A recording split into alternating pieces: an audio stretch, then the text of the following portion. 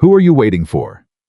The question hit Ethan Callahan like a cold wind off the Montana plains, direct, unashamed, and impossible to ignore.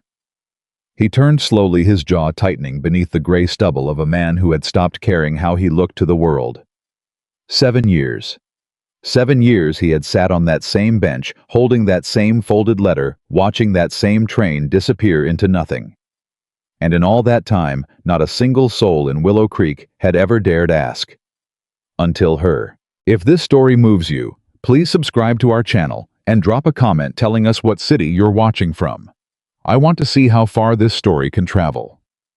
The town of Willow Creek, Montana, had a particular kind of silence that settled in around 3 o'clock on Sunday afternoons. It wasn't the silence of emptiness, it was the silence of people who had learned over time to hold their breath for the same reason. Because that was when Ethan Callahan rode in. You could set a watch by it. His horse, a dark roan gelding named Corporal, would appear at the far end of Main Street at 14 minutes before the hour. The sound of iron shoes on packed dirt was as familiar as the church bell that rang 2 hours before it. Shop owners would glance up from their counters. Children playing near the feed store would pause mid-stride. Old women on their porches would exchange a look that said everything and nothing at once. He never varied the route, never stopped to speak. He tied Corporal to the post outside the station with the same knot, tight, efficient. The knot of a man who had learned that things left loose tended to disappear, and he walked through the station doors with his hat pulled low and his coat buttoned against the cold, regardless of season. He bought a platform ticket from whoever happened to be behind the window. He sat on the third bench from the left on the platform side. He placed his hat on the empty space beside him, crown down brim, facing forward. And he waited. The westbound train arrived at exactly 3 o'clock. It slowed with a great groan of iron and steam. A handful of passengers stepped off. A handful more climbed aboard. The conductor called his "all aboard" to nobody in particular. And then the train pulled away, vanishing into the gray-green distance of the Montana hills. Ethan watched it go every time. He never boarded. He never spoke to the passengers. He never looked away until the last curl of smoke disappeared beyond the ridge. Then he stood, retrieved his hat, tucked something back inside his coat, with the careful deliberateness of a man returning a photograph to a frame, and he walked back through the station and untied Corporal and rode home. For 7 years, that was the whole of it. Thomas Reed, who had worked Ethan's ranch as foreman for going on 22 years, and who considered himself the closest thing to a friend the man possessed, had long since stopped trying to talk him out of it. He'd tried once in the second year on a February Sunday, when the temperature had dropped to dangerous, and Ethan had still ridden in with his collar up and his expression fixed.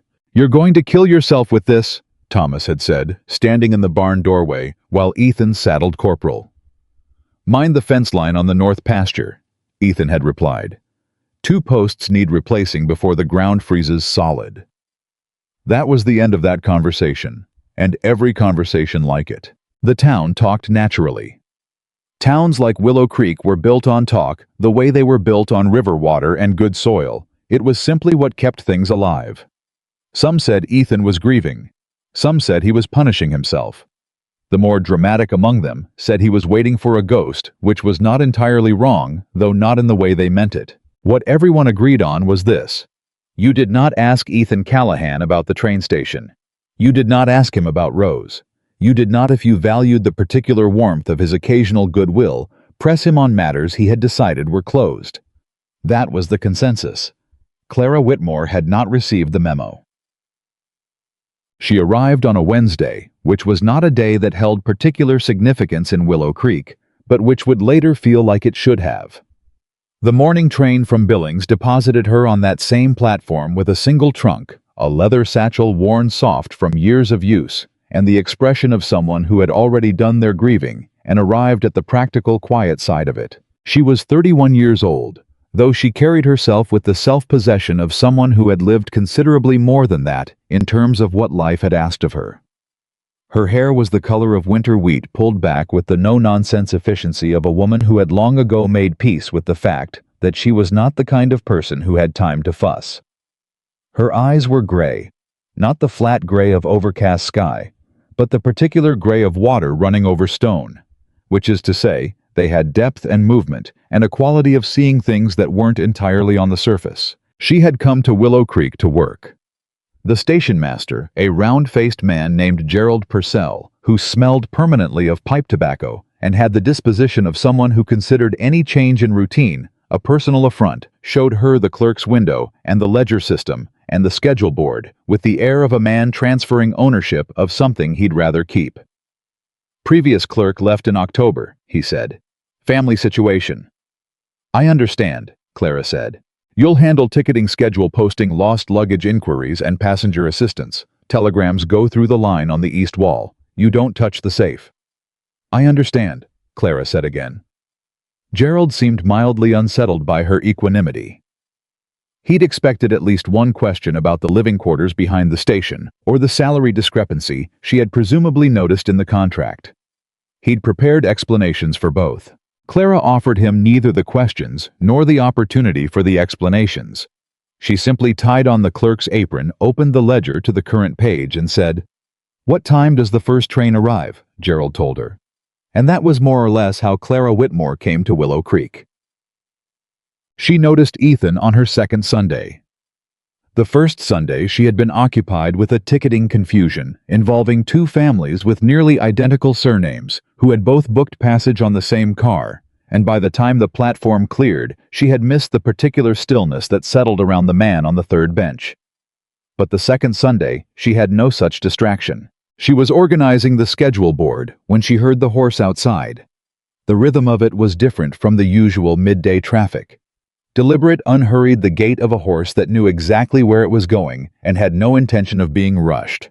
She glanced through the window without thinking about it. She saw him tie the horse, watched the knot, noted the economy of the movement, not careless, not hurried, but reduced to its essential components in the way that only habit could produce.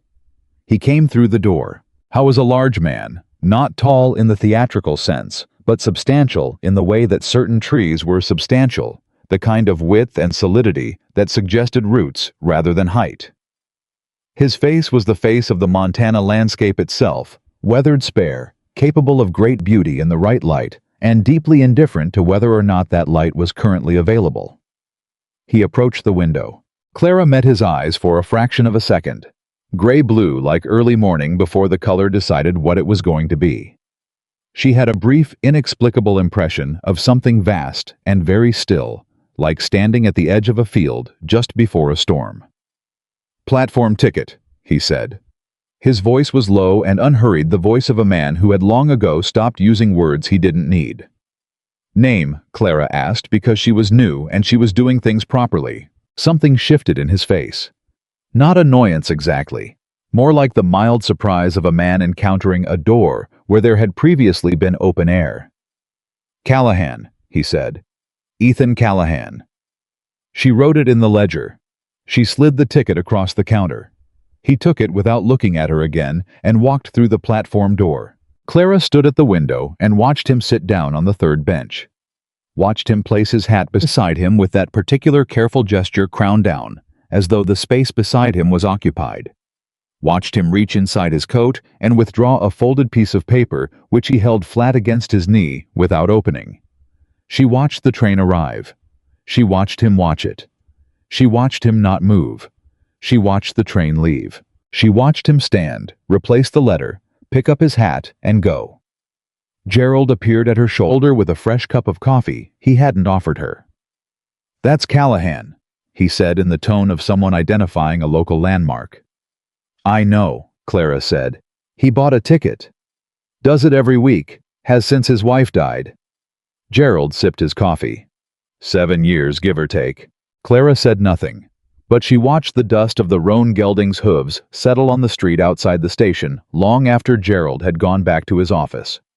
The third Sunday she paid closer attention. She told herself it was professional curiosity, she was new to the town, and it was sensible to understand the regulars, their habits, their particular needs.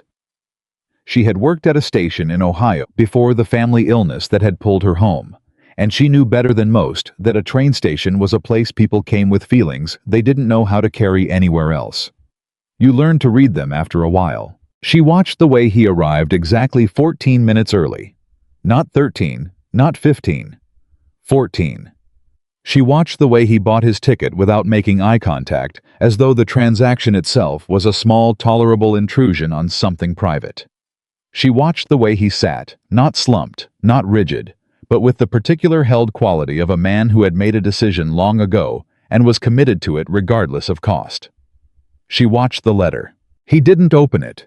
He never opened it. He simply held it flat against his knee, and sometimes his hand moved slightly, a small unconscious pressing of his palm against the paper, the way you might press your hand against a sore place that you couldn't stop touching. The fourth Sunday, Gerald was out with a head cold, and Clara worked the platform door herself. She handed Ethan his ticket directly, rather than sliding it under the window glass. Their fingers did not touch. But he looked up. "You're new," he said. 6 weeks, Clara said. "You were watching me last week." It was not an accusation. It was a statement of fact, delivered in the tone of a man who found facts more manageable than whatever the alternatives might be. "I watch everyone," Clara said honestly. "That's how I learn the regulars."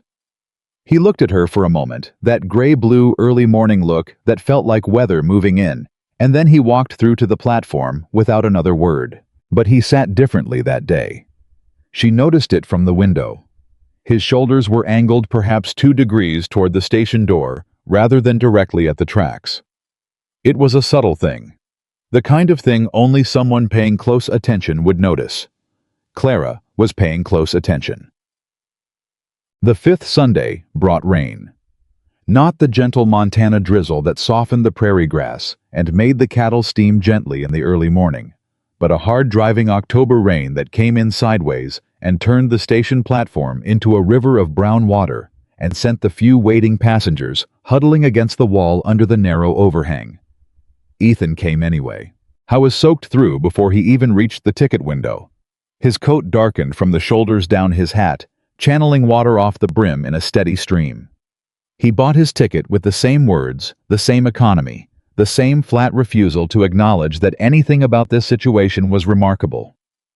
Clara watched him take his usual seat, watched him set his hat down beside him, watched him reach for the letter, and then for the first time pause. The rain was heavy enough that the letter would be destroyed in seconds if he took it out. His hand hovered at the inside pocket of his coat. Then he lowered it to his knee, empty, and sat with his hands flat against his legs and his face toward the tracks. Something about it was harder to look at than usual. The absence of the letter. The empty hands. It felt like watching a man realize that the one thing he'd been holding on to couldn't help him right now. Clara made a decision. She untied her apron, folded it over the back of her chair, and went to the door that led to the platform. The rain hit her immediately. She had not thought to bring an umbrella. She walked the length of the platform in the driving wet and sat down on the far edge of the third bench, not beside the hat, which was drowning on his left, but on his right, leaving the kind of respectful distance that said, "I am here, but I am not intruding." Ethan did not look at her. A long moment passed. The rain was very loud on the station roof above them. "You're going to ruin your dress," he said. "It'll dry," Clara said. Another moment. "You don't have to sit out here," Ethan said. "I know," Clara said. The train was 4 minutes away. She could hear it, that low, far-away vibration in the rails that came before the sound. She had learned to feel it in her feet. She said, "I lost my family last year." He turned to look at her then, not with the mild alarm of someone confronted with unexpected personal information, but with the careful attention of a man who understood that some sentences required witness. "Fever," she said. "My mother, my younger sister, within 2 weeks of each other." She kept her eyes on the tracks. "I stayed in our house for a long time after. I kept setting the table for 3. Ethan said nothing. "It wasn't grief exactly," she continued. "It was more like I'd forgotten how to stop doing the things I did for them. The habits were still there, even when the people weren't." The train appeared at the far edge of the valley. "Is that what it is?" she asked quietly. "Habit." The rain drummed on. Ethan reached inside his coat. His hand was steadier than she expected. He took out the letter. He held it for a moment in the rain, not opening it, just holding it, the way you hold something to show someone you have it, not to read it aloud. Her name was Rose, he said. The train came in. The steam and the noise of it rose around them, and the platform shook under their feet, and the conductor called, and the passengers moved. And through all of it, Ethan Callahan sat still on his bench, with a wet letter in his hands, and Clara Whitmore sat beside him, and did not look away. When the train left, the silence it took with it felt different from before. "She used to wave from the window," Ethan said. His voice was rough in a way that had nothing to do with the cold. "Every time she came back from her father's place, she'd find the window of her car, and she'd wave before the train even stopped. Said she could always see me first." Clara listened. "I stood right there." He gestured at a point on the platform 10 feet ahead of them. "Same spot every time. She knew exactly where to look." "How long were you married?" Clara asked. 14 years. He folded the letter back slowly along its existing creases. "She died in January, the winter of '82. Fever came on fast." A pause. "Wasn't unlike what you described." "I'm sorry," Clara said. "I kept coming back because—" He stopped. His jaw worked for a moment. "The last time I saw her was on this platform. She was leaving for her father's, who was sick. She waved from that third window back from the engine. I stood right there, and I watched her go, and I thought, I'll see her Sunday." He didn't finish the sentence. He didn't need to. "She never came back," Clara said, not as a question. "She died at her father's house, couldn't travel home." He looked at the empty tracks. "So I come back instead." Clara was quiet for a moment. The rain was letting up slightly, tapering from a roar to a steady murmur. "You come back so she doesn't have to do it alone," Clara said. "The leaving." Ethan looked at her sharply. It was the look of a man who had just heard something articulated that had lived inside him for 7 years without ever finding words. "I hadn't thought of it that way," he said. "That's what it looks like from the outside," Clara said quietly. "Like you're keeping her company in the only moment you still have access to." A long silence. Then, with a carefulness that felt like he was picking up something fragile. "Nobody ever said anything like that to me before." "Nobody ever sat in the rain with you before," Clara said. And for the first time in what Thomas Reed would later describe as longer than I care to count, Ethan Callahan almost smiled. She didn't push after that. That was the thing about Clara that Ethan would later try to explain to Thomas and fail because it required language he didn't normally use. She had asked the one question and received the one answer, and then she had simply remained. Not pressed, not probed, not offered the particular brand of brisk sympathy that amounted to being told to move on in a polite voice. She had just sat beside him in the rain until the platform dried and then gone back inside to her ledger and her schedule board, as though nothing unusual had happened. The following Sunday she brought 2 cups of coffee. She set one on the bench beside him without comment and went back inside. He drank it. The Sunday after that, she came out again when the platform cleared and sat at the far end of the bench, the same respectful distance, and he told her a small thing about Rose unprompted. How she had been a remarkable hand with the ranch accounts. How she had kept 3 sets of ledgers and could find an error in any of them blindfolded. "Sounds like someone else I know," Ethan said, and looked sideways at her with that gray-blue look, and this time it was Clara who almost smiled. The Sunday after that, Thomas Reed happened to be riding through town and pulled up outside the station, just as Ethan was walking back to his horse, and he saw the way Ethan's shoulders sat looser somehow than they had in years, and he stood very still in the street and watched his oldest friend ride away with the careful attention of a man who suspects something important has shifted and is not yet sure whether to be grateful or afraid. He was both, as it turned out. But that comes later. What came first was the morning. Thomas showed up at the station on a Tuesday, not Sunday, not a train day in any significant sense, and found Clara at her window and introduced himself with the bluntness of a man who had spent decades around cattle and had concluded that the most efficient approach to any situation was the direct one. "Thomas Reed," he said. "I work for Callahan." "Clara Whitmore," she said. "I work here. I know who you are." He set his elbows on the counter. He was 60 years old and built like a fence post, angular, weather-beaten, completely unmoved by the passage of time in any aesthetic sense. His eyes were the sharp, assessing eyes of a man who had spent his life reading weather and animals, and when necessary, people. "What are your intentions with him?" Clara looked at him for a moment, with the particular measured patience of a woman who had been underestimated before and knew how to wait it out. "My intentions," she said carefully, "are to do my job and drink my coffee, and occasionally keep a lonely man company on a Sunday afternoon. That's the complete inventory." Thomas studied her. "He hasn't talked about Rose in 7 years, he said. "He talked to me," Clara said. "I know." Thomas was quiet for a moment. "That's why I'm here." Something passed across his face that was not quite concern and not quite hope, but occupied the complicated territory between them. "He's a good man," Thomas said. "He's been carrying something too heavy for one person for a very long time. If you're going to sit with him on that bench, I need to know you're not going to—" He stopped, started again. "I've watched that man be careful with every living thing on his ranch. His horses, his cattle, his people. He's careful because he's already lost what he wasn't careful enough to hold." He looked at her directly. "You understand what I'm saying?" "Yes," Clara said simply.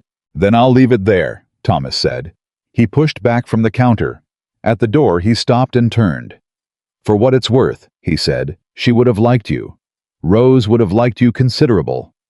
He left before Clara could respond. She stood at her window for a long moment after watching him ride away in the same direction Ethan always rode. Then she turned back to her ledger and found the line where she'd been and kept working. But her hand wasn't quite steady. The next Sunday, Ethan arrived at his usual time and bought his usual ticket and sat on his usual bench.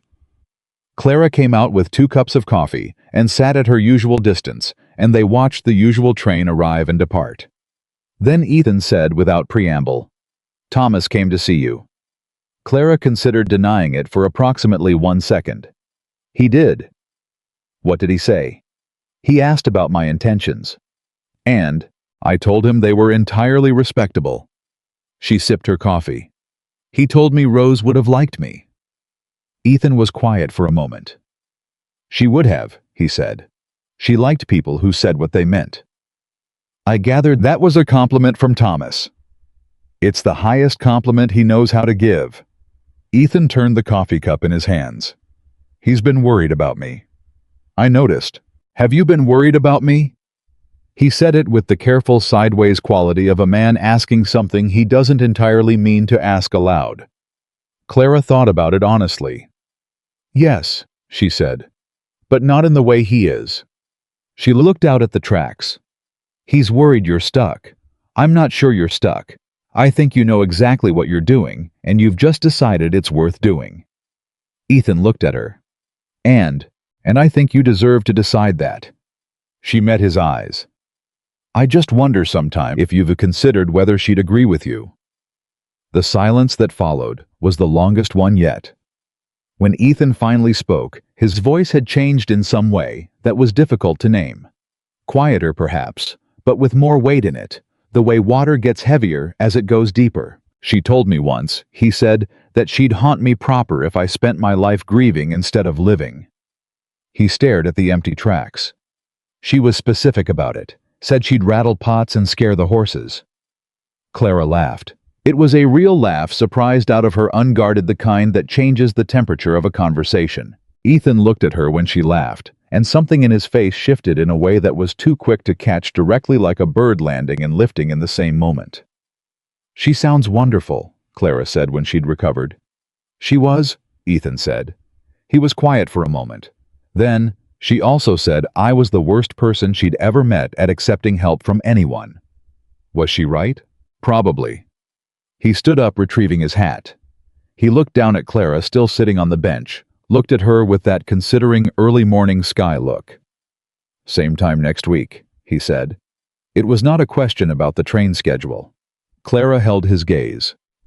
"I'll bring the coffee," she said. Ethan Callahan walked off the platform for the first time in 7 years without once looking back at the tracks. In his coat pocket, The letter was exactly where it had always been. But for the first time its weight felt different. Not lighter, not heavier, just carried differently. The way you learn over years to carry the things you cannot put down. He rode home through the late afternoon gold of the Montana hills, and Thomas Reed was waiting in the yard with a look on his face that was trying very hard to be neutral and failing completely. "Well," Thomas said. Ethan dismounted and handed him the reins. "Fence line on the north pasture," Ethan said. Thomas blinked. "What about it?" "You fixed it last spring," Ethan said. It held. He walked toward the house. Thomas stood in the yard holding Corporal's reins, watching him go with an expression that a man his age and his particular variety of reserve would never describe as moved. He was moved anyway. He stood there long enough that Corporal turned and looked at him with the patient, mild reproach of a horse who wanted his grain, and that finally broke it. "Yeah, all right," Thomas said quietly to nobody in particular. "Yeah." He led the horse to the barn, and in the big ranch house at the edge of the Willow Creek Valley, Ethan Callahan sat down at the kitchen table with a cup of cold coffee and the folded letter in front of him. And he did not open it. He never opened it anymore. Hadn't opened it in years. Didn't need to because he knew every word, but he pressed his palm flat against it the way he always did. And then for the first time in 7 years, he closed his eyes and sat in the quiet of the house without fighting it.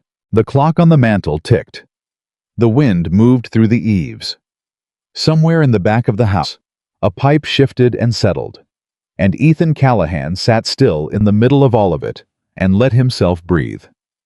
The Monday after the Sunday when Ethan walked off the platform without looking back at the tracks, Thomas Reed showed up at breakfast with the look of a man who had spent the night turning something over in his mind and had arrived at a conclusion he wasn't entirely comfortable with. He poured himself coffee. He sat down across from Ethan. He looked at the table for a moment, the way a man looks at a card he's about to play. "You going to tell me what's different?" Thomas said. "Or are you going to make me ask?" Ethan cut into his biscuit. "Nothing's different." "You slept," Thomas said. "I heard it. Or rather, I didn't hear you up at 2 in the morning walking the floorboards, which amounts to the same thing." Ethan chewed. Said nothing. 7 years of 2 a.m. walking, Thomas said. And last night quiet. He wrapped both hands around his mug. "That clerk have anything to do with it?" "Her name is Clara," Ethan said. Thomas went very still in the particular way of a man who has just received more information than he expected from a single sentence. Because Ethan Callahan in 7 years had not once referred to anyone at that train station by their given name. "Clara," Thomas repeated carefully. "She lost her family last year," Ethan said. "Her mother and her sister, fever." He looked up from his plate. She understood what it was to keep setting the table for people who weren't there anymore. Thomas was quiet for a long moment. "And you told her about Rose?" "Some of it." "How much of it?" Ethan met his eyes. "Enough." Thomas nodded slowly. He drank his coffee. He looked out the window at the yard where 2 of the ranch hands were already moving toward the barn in the cold morning air. "You know what Rose would say," Thomas said finally. "I know exactly what she'd say," Ethan said. "She said it to me before she ever needed to. She was specific about it." "Pots rattling," Thomas said. "And the horses." Thomas almost smiled. It was the almost smile of a man who had loved the woman being referenced and was grateful that her memory could still be spoken aloud, without the conversation collapsing under its own weight. "She was specific," Thomas agreed. They finished breakfast without another word on the subject. But when Ethan rode out to check the north pasture that morning, Thomas stood in the yard and watched him go with an expression that had quietly over the course of 1 cup of coffee reorganized itself from worry into something more careful and more hopeful and considerably more afraid, because hope at a certain age felt more dangerous than the alternative. He went back inside and washed the breakfast dishes. It was the closest Thomas Reed came to prayer. Clara, for her part, told nobody anything. She was not by nature a private person. She was in fact the kind of person who understood instinctively that connection required disclosure. that you could not sit beside someone in the rain and tell them about your dead mother and your dead sister and expect the walls to go back up afterward. But she was careful about what she offered to whom and when. Gerald Purcell was not a whom. Gerald Purcell was a station master who communicated primarily through disapproval of anything that had happened after 1875, and who would have transformed a conversation about Ethan Callahan into town gossip within 48 hours. So when Gerald said, as he inevitably did on the Monday after that fourth Sunday, "Noticed you sitting on the platform again yesterday?" Clara said simply, "I thought the fresh air would do me good." And Gerald said, in the tone of a man who did not believe her and had filed the non-belief away for future reference. What Clara did instead was write a letter. She wrote it to her friend Margaret, who lived in Billings, and who was the person Clara trusted most in the world, with the complicated inside workings of her own feelings. Margaret was a practical woman who had been married for 30 years, and who gave advice the way a good doctor gave medicine in the right amount at the right time, without sugarcoating. "There is a man here," Clara wrote, "who has been doing something for 7 years that I keep thinking about. He comes to the train station every Sunday and sits on a bench and watches the westbound train arrive and leave, and then goes home. He lost his wife 7 years ago, and the last time he saw her was on that platform. I sat with him last Sunday in the rain, and he told me her name." She paused, pen hovering. "I don't know what to do with the way I feel about it. Not about him. Margaret, not yet. Maybe not at all. I'm not speaking about that. I'm speaking about the particular feeling of being the first person in 7 years that someone trusted with the most important thing they carry. It feels like being handed something irreplaceable and being told to hold it carefully.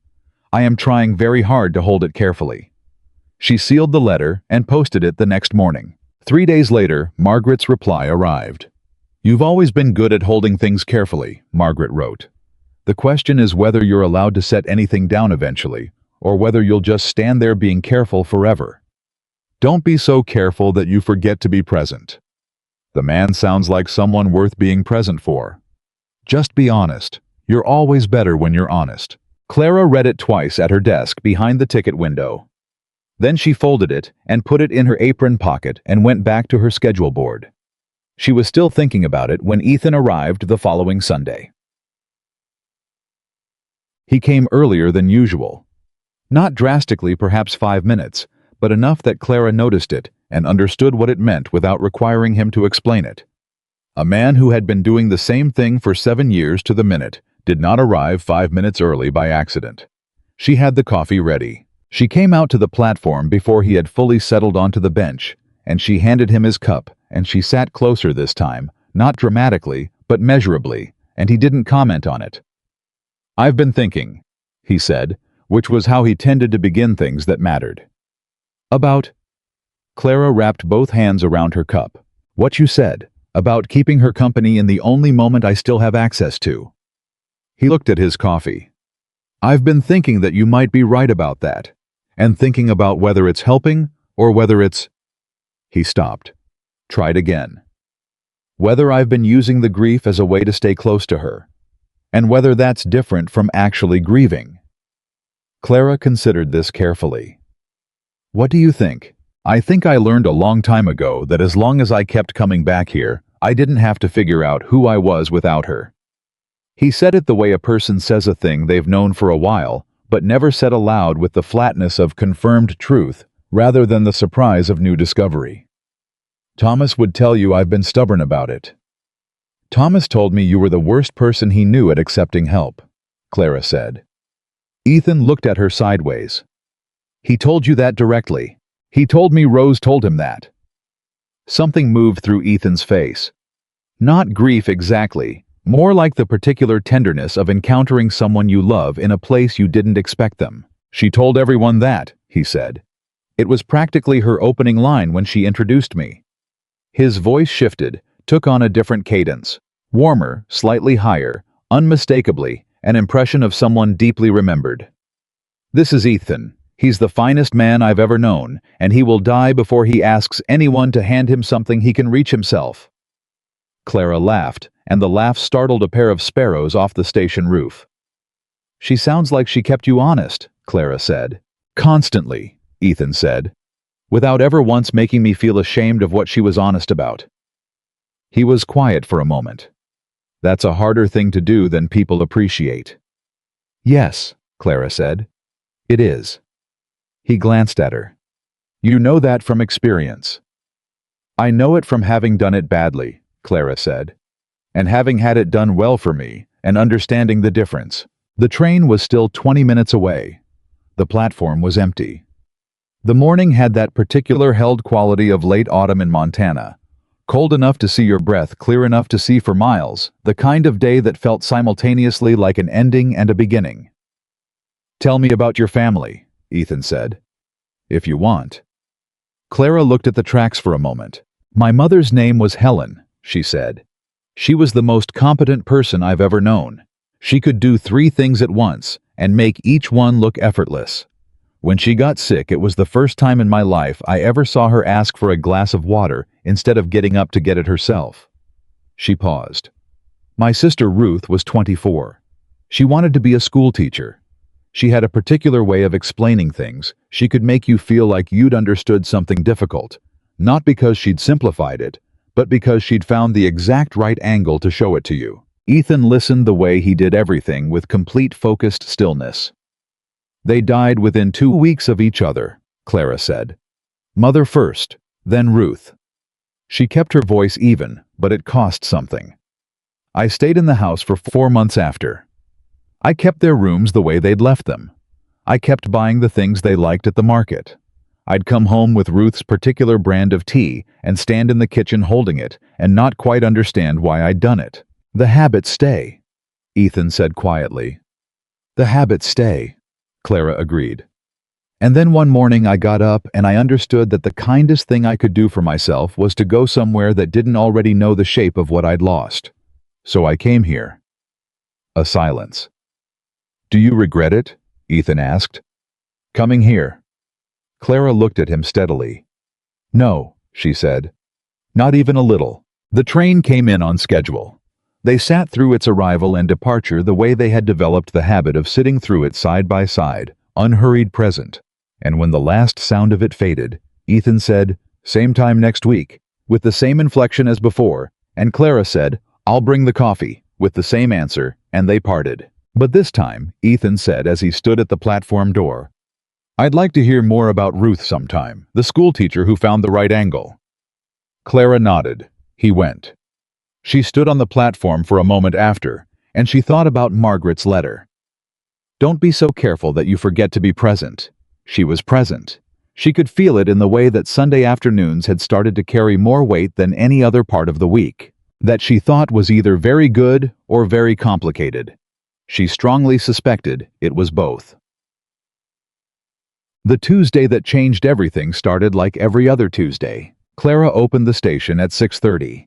She posted the morning schedule. She handled 2 ticketing complaints, 1 lost luggage inquiry, and a lengthy dispute between Gerald Purcell and a freight conductor over a bill of lading that had nothing to do with her, and that she resolved anyway, because Gerald's approach to conflict resolution was to become incrementally more rigid until the other party simply gave up, which was not a functional strategy. At 10 o'clock a man she didn't recognize came to her window. He was well-dressed in the way that certain men were well-dressed, not for warmth or practicality, but for the impression it made on others. His suit was too fine for Willow Creek. His hat was too clean. He had the soft hands and the watchful eyes of a man who did his work with words rather than with anything requiring physical effort. I'm looking for information about land titles in this territory, he said. His voice was smooth, practiced. The voice of someone who had learned to lead with pleasantness because it made the rest easier. Specifically in the valley east of here, the Callahan grazing land. Clara kept her face neutral with the ease of long practice. This is a train station, she said. Land title records are held at the territorial office in Billings. Of course, he said pleasantly. I was just hoping someone local might know about any disputes, or any financial difficulties the current owner might be experiencing. He set a card on the counter. Wesley Harlan, land acquisition, out of Helena. Clara looked at the card. She did not pick it up. I wouldn't know about private financial matters, she said. Naturally. He smiled.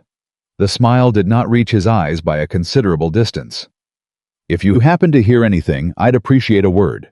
I'm staying at the Willow Creek Hotel for the week. He tapped the card. There'd be something in it for anyone who pointed me in the right direction. He left. Clara waited until the door closed behind him. Then she picked up the card, looked at it for a long moment, and put it in her apron pocket next to Margaret's letter. She didn't tell Ethan on Sunday. Not because she was hiding it, she didn't hide things as a general principle, but because she didn't yet know what she was looking at. She had learned in the course of a life that had required her to be careful with resources of every kind. That information deployed too early was often information wasted. She wanted to understand what Wesley Harlan was actually doing before she said anything that might cause Ethan to do something precipitous. What she did instead was start paying attention in a different way. She heard things at the ticket window. This was simply the nature of the job. People waiting for trains talked, and people talked most freely in the presence of someone whose job required them to listen, and whose social position was adjacent, but not central. Clara was good at the particular stillness that encouraged people to say more than they meant to. Over the following week, she heard 3 things that mattered. The first was that the early winter had hit the valley ranches harder than expected. 2 ranchers had already sold parcels to cover their losses. The feed prices had gone up, and the cattle prices had gone down in the same month, which was the kind of convergence that broke operations that had survived decades. The second was that Ethan Callahan's north pasture had taken significant damage from an early ice storm. A fact delivered by 2 ranch hands, talking at the far end of the platform, neither of whom knew she was listening. The third was Wesley Harlan's name spoken by the bank manager's wife, in the context of a conversation with her friend, that Clara was not supposed to overhear. Wesley Harlan's been in twice this week, the bank manager's wife said, asking Harold about liens and mortgages on the valley properties.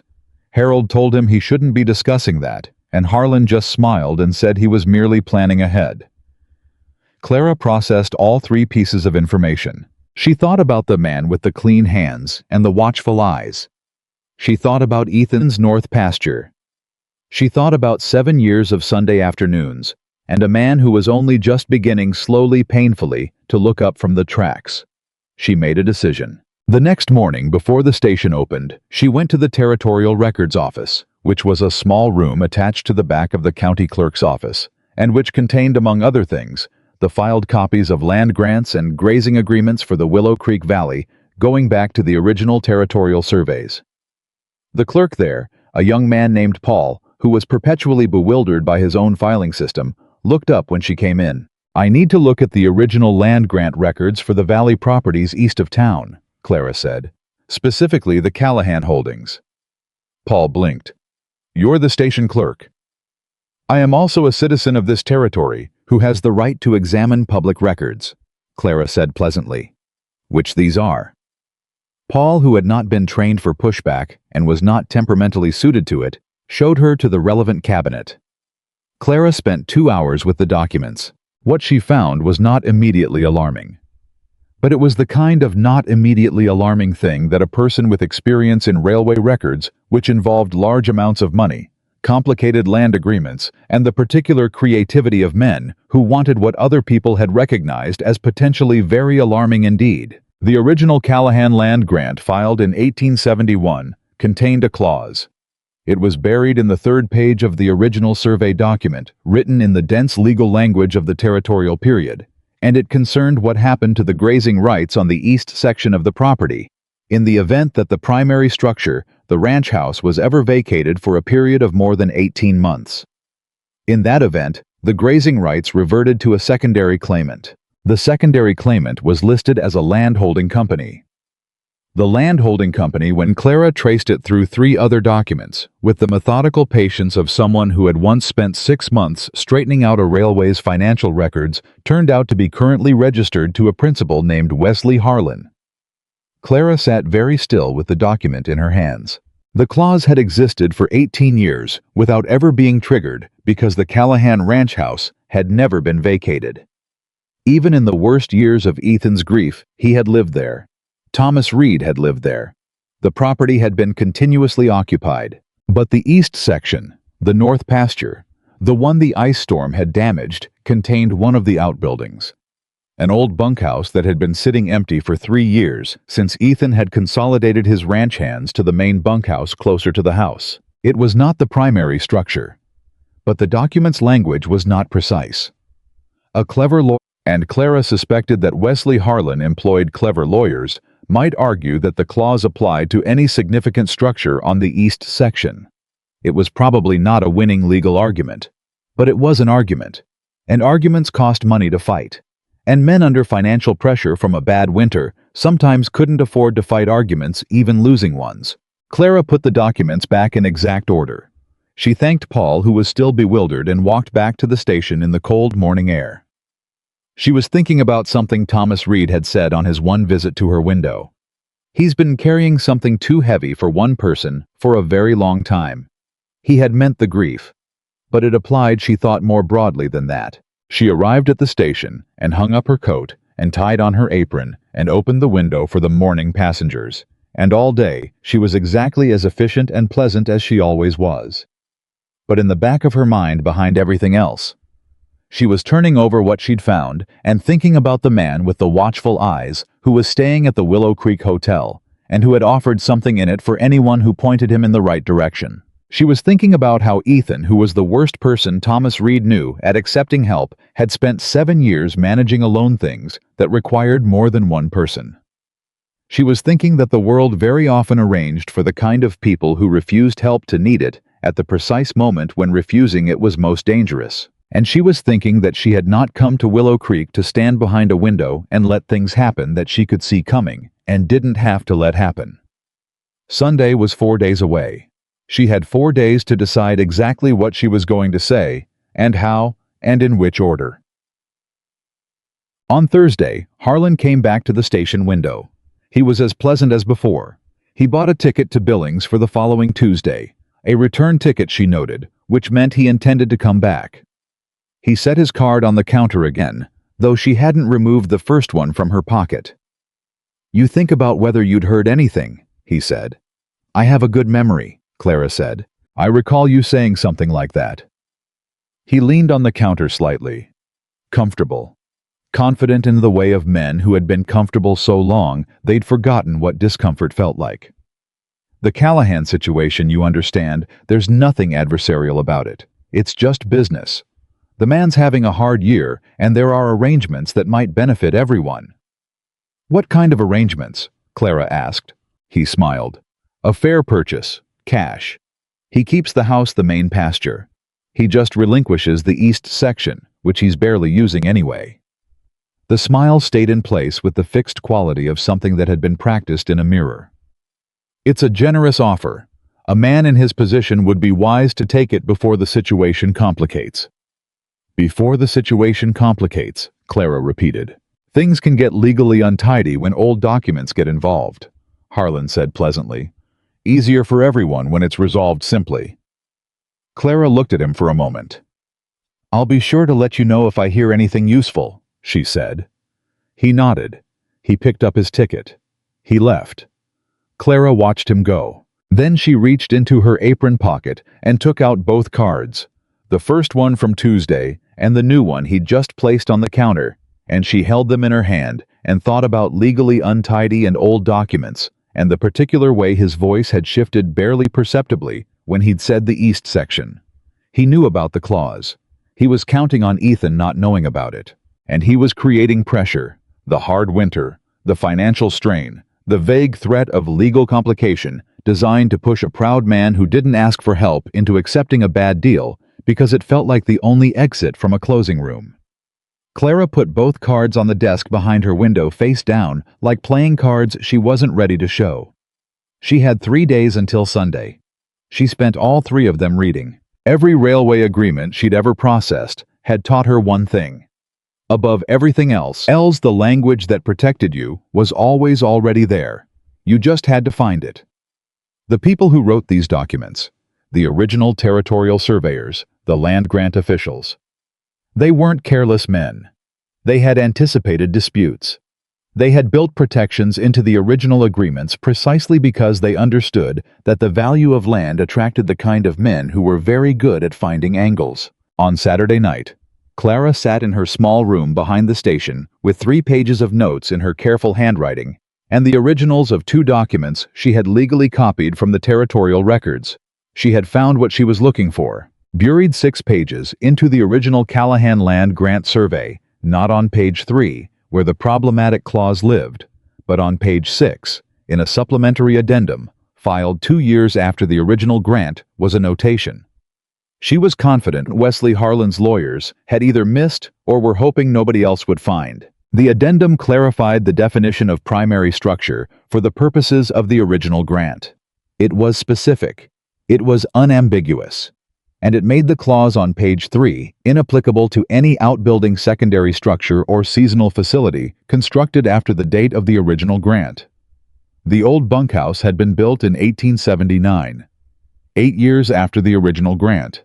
The east section was Ethan's, completely, legally, with no angle available that a territorial court would entertain for more than 10 minutes.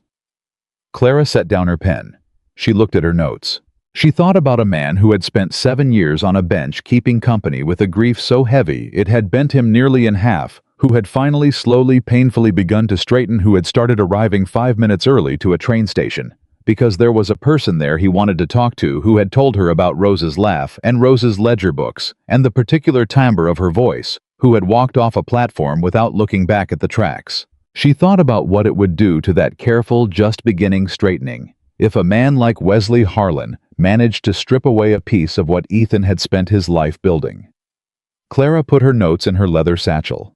She would tell him Sunday, all of it, and then she would hand him the documents and let him decide what to do next, because the one thing Thomas Reed had made absolutely clear was that Ethan Callahan could not be managed or maneuvered or protected without his knowledge. He had to be handed the truth directly, the way you handed a man something he needed both hands to hold. She owed him that. She blew out the lamp. In the dark of the small room behind Willow Creek's train station, Clara Whitmore lay awake for a long time, listening to the wind work along the eaves and the distant sound of the tracks settling in the cold, and she thought about all the ways that a person could arrive somewhere expecting one thing and find something else entirely, and how sometimes, not always, but sometimes the something else was better than anything you'd thought to hope for. She didn't know yet what this was. She only knew that Sunday was tomorrow, and that she had stopped somewhere between the rain and the documents and the cards, face down on her desk, being particularly careful about what she was feeling. She was present. That was enough for now. She told him on Sunday. Not immediately. Not before the coffee, not before the train, not before the particular quiet of the platform had settled around them, the way it always did. The comfortable earned quiet of 2 people who had stopped needing to fill silence with noise. Clara had learned over the past weeks that Ethan received information better when he wasn't braced for it. You didn't walk up to a man like Ethan Callahan with your arms full of something difficult and expect him to catch it cleanly. You had to set it down in front of him, step back, and let him come to it. So she waited until the train had come and gone. She waited until he'd finished his coffee and set the cup down on the bench between them with the small, satisfied click that meant he was settled, present, not going anywhere immediately. Then she said, "I need to tell you something, and I need you to hear all of it before you say anything." Ethan looked at her. Something in his face changed. Not alarm exactly, more like the particular attention of a man who had learned that certain openings led somewhere significant. He set both hands flat on his knees. "All right," he said. She told him about Harlan. The first visit. The second visit, the card on the counter, and the offer of something in it for anyone who pointed him in the right direction. She told him about the Territorial Records Office, and Paul, and the 2 hours with the documents. She told him about the clause on page 3, and what it said, and what Harlan was clearly planning to do with it. Ethan's jaw tightened during the clause. His hands pressed harder against his knees. She kept going. She told him about the addendum on page 6. She told him exactly what it said, and exactly why it made the clause inapplicable. She opened her leather satchel and took out the documents, the copies properly noted and dated, and laid them on the bench between them. Then she stopped talking. Ethan looked at the documents for a long moment. He didn't touch them. He stared at them the way you stare at something you need to let your eyes adjust to before you trust what you're seeing. He came to you, Ethan said. Twice. He thought you might. He stopped. Something moved through his face that was controlled with visible effort. He thought a station clerk might tell him what he wanted to know about my affairs. He was offering money, Clara said. He's done his arithmetic about who in this town might be persuaded. And he was wrong about you. Considerably, Clara said. Ethan picked up the first document.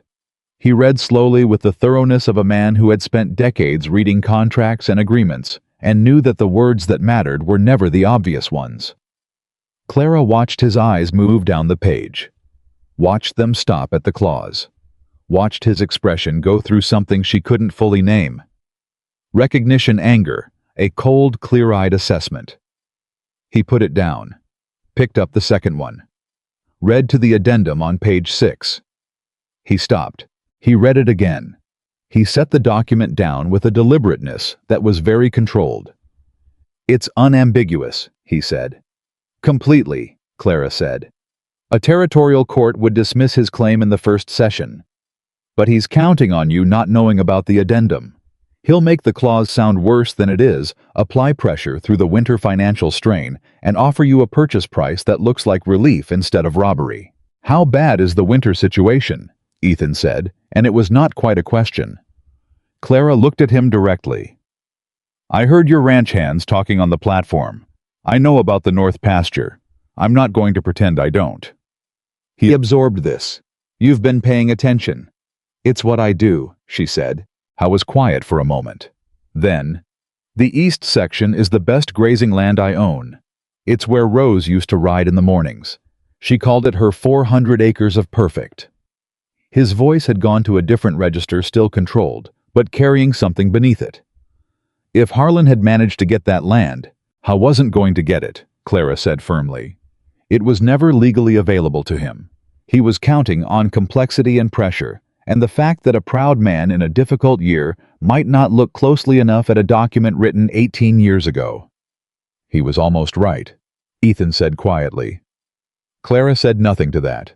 Ethan stood up. He picked up both documents and held them for a moment, and something in the set of his shoulders shifted. Not the loosening she'd been seeing over recent weeks, but something harder, older, the particular set of a man who had just identified a threat to something he would not relinquish. I need to take these to a lawyer, he said. Benjamin Cross in Billings, Clara said immediately. He handled the original territorial grants in this valley. He'll know these documents better than anyone. Ethan looked at her. The gray-blue look, direct and assessing, and carrying something that had no simple name. You already looked into that, he said. I did. When? Thursday evening, I sent a telegram. She met his eyes steadily. He's expecting you when you're ready. The silence lasted several seconds. Clara, Ethan said. Don't, she said. Don't thank me. Just go deal with it. He held her gaze for one more moment. Then he nodded once with the decisive quality of a man who had processed what needed processing and was now in motion. He walked off the platform. For the second week in a row, he didn't look back at the tracks. This time, he didn't look back at all. Thomas Reed's reaction when Ethan arrived home and laid the documents on the kitchen table and explained what they were and where they'd come from was to sit down very slowly in his chair. The way a man sits down when his legs have decided to handle something his face isn't ready to show yet. Wesley Harlan, Thomas said. You know him. I know of him. He worked a similar arrangement on the Bauer property 2 years ago outside of Helena. Old Heinrich Bauer didn't read the fine print and sold the east pasture for a third of its value before anyone told him what he'd actually agreed to. Thomas looked at the documents. How did Clara find the addendum? She spent 2 hours in the Territorial Records office on a Tuesday morning before the station opened, Ethan said. Thomas was quiet. She sent a telegram to Benjamin Cross in Billings, Ethan continued, without being asked, because she'd already identified him as the right lawyer before I knew there was a problem to bring to a lawyer. Thomas looked up at him.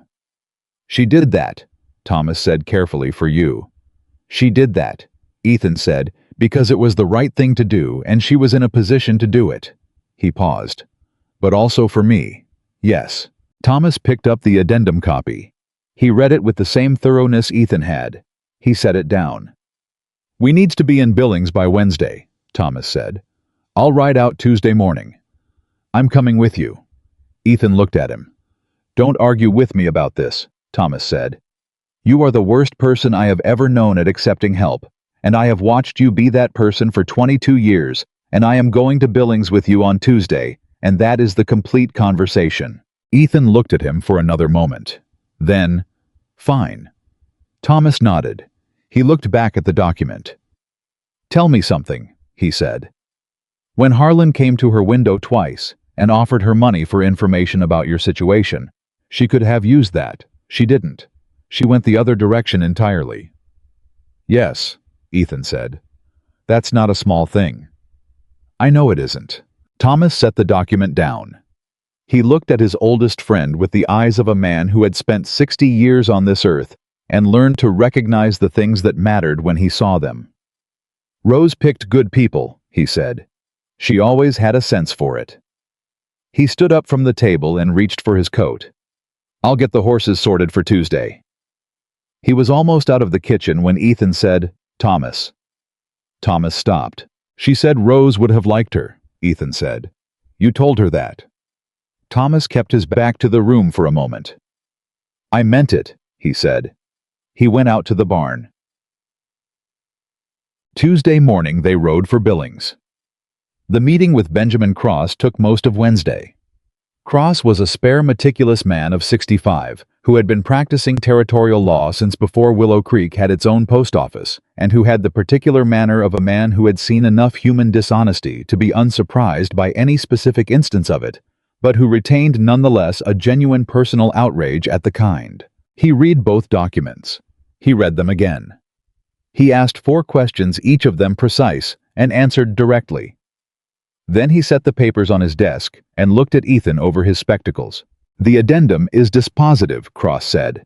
The secondary claimant provision applies only to the primary structure as defined in the supplementary addendum, which explicitly excludes any structure built after the original survey date. The bunkhouse was built in 1879. The case doesn't exist. He paused. However, Ethan waited. However, a man like Harlan doesn't pursue something this long without having already filed preliminary paperwork. If he's filed a notice of claim with the territorial office, which I suspect he has or is about to, you'll need to respond formally to get it dismissed. That takes time and some expense. How much time? Thomas asked. 6 weeks if I file this week, 2 months if there are complications. File this week, Ethan said. There's something else. Cross folded his hands. The woman who found this addendum, your station clerk. Clara Whitmore, Ethan said. She did very precise work. Cross tapped the copy. The notation she found is real, properly dated, and exactly as applicable as she assessed. She also identified you as my client before contacting me, which suggests she knew this valley's legal history well enough to make that connection from a cold start. He looked at Ethan over his spectacles again. Where did she work before Willow Creek?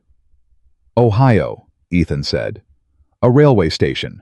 She handled their records and accounts. Railway records are among the most legally complex documents in regular civilian use, Cross said. If she's experienced with those, she has skills considerably beyond what a station clerk's salary would suggest. Ethan said nothing to that, but something moved through his expression that Cross, being a careful reader of people, noticed and did not comment on. I'll file Wednesday afternoon, Cross said. You'll hear from me within the fortnight.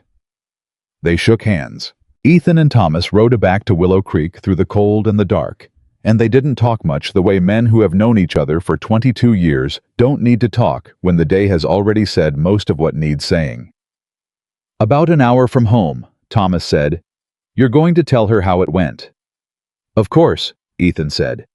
I mean, you're going to tell her directly, not the way you tell me things, which is mostly by implication and the strategic use of silence. I am not that indirect. You told me about Rose on that bench by saying same time next week, and waiting for me to understand the significance of you not looking back at the tracks, Thomas said. That is an extremely indirect man. Ethan considered this. I'll tell her directly.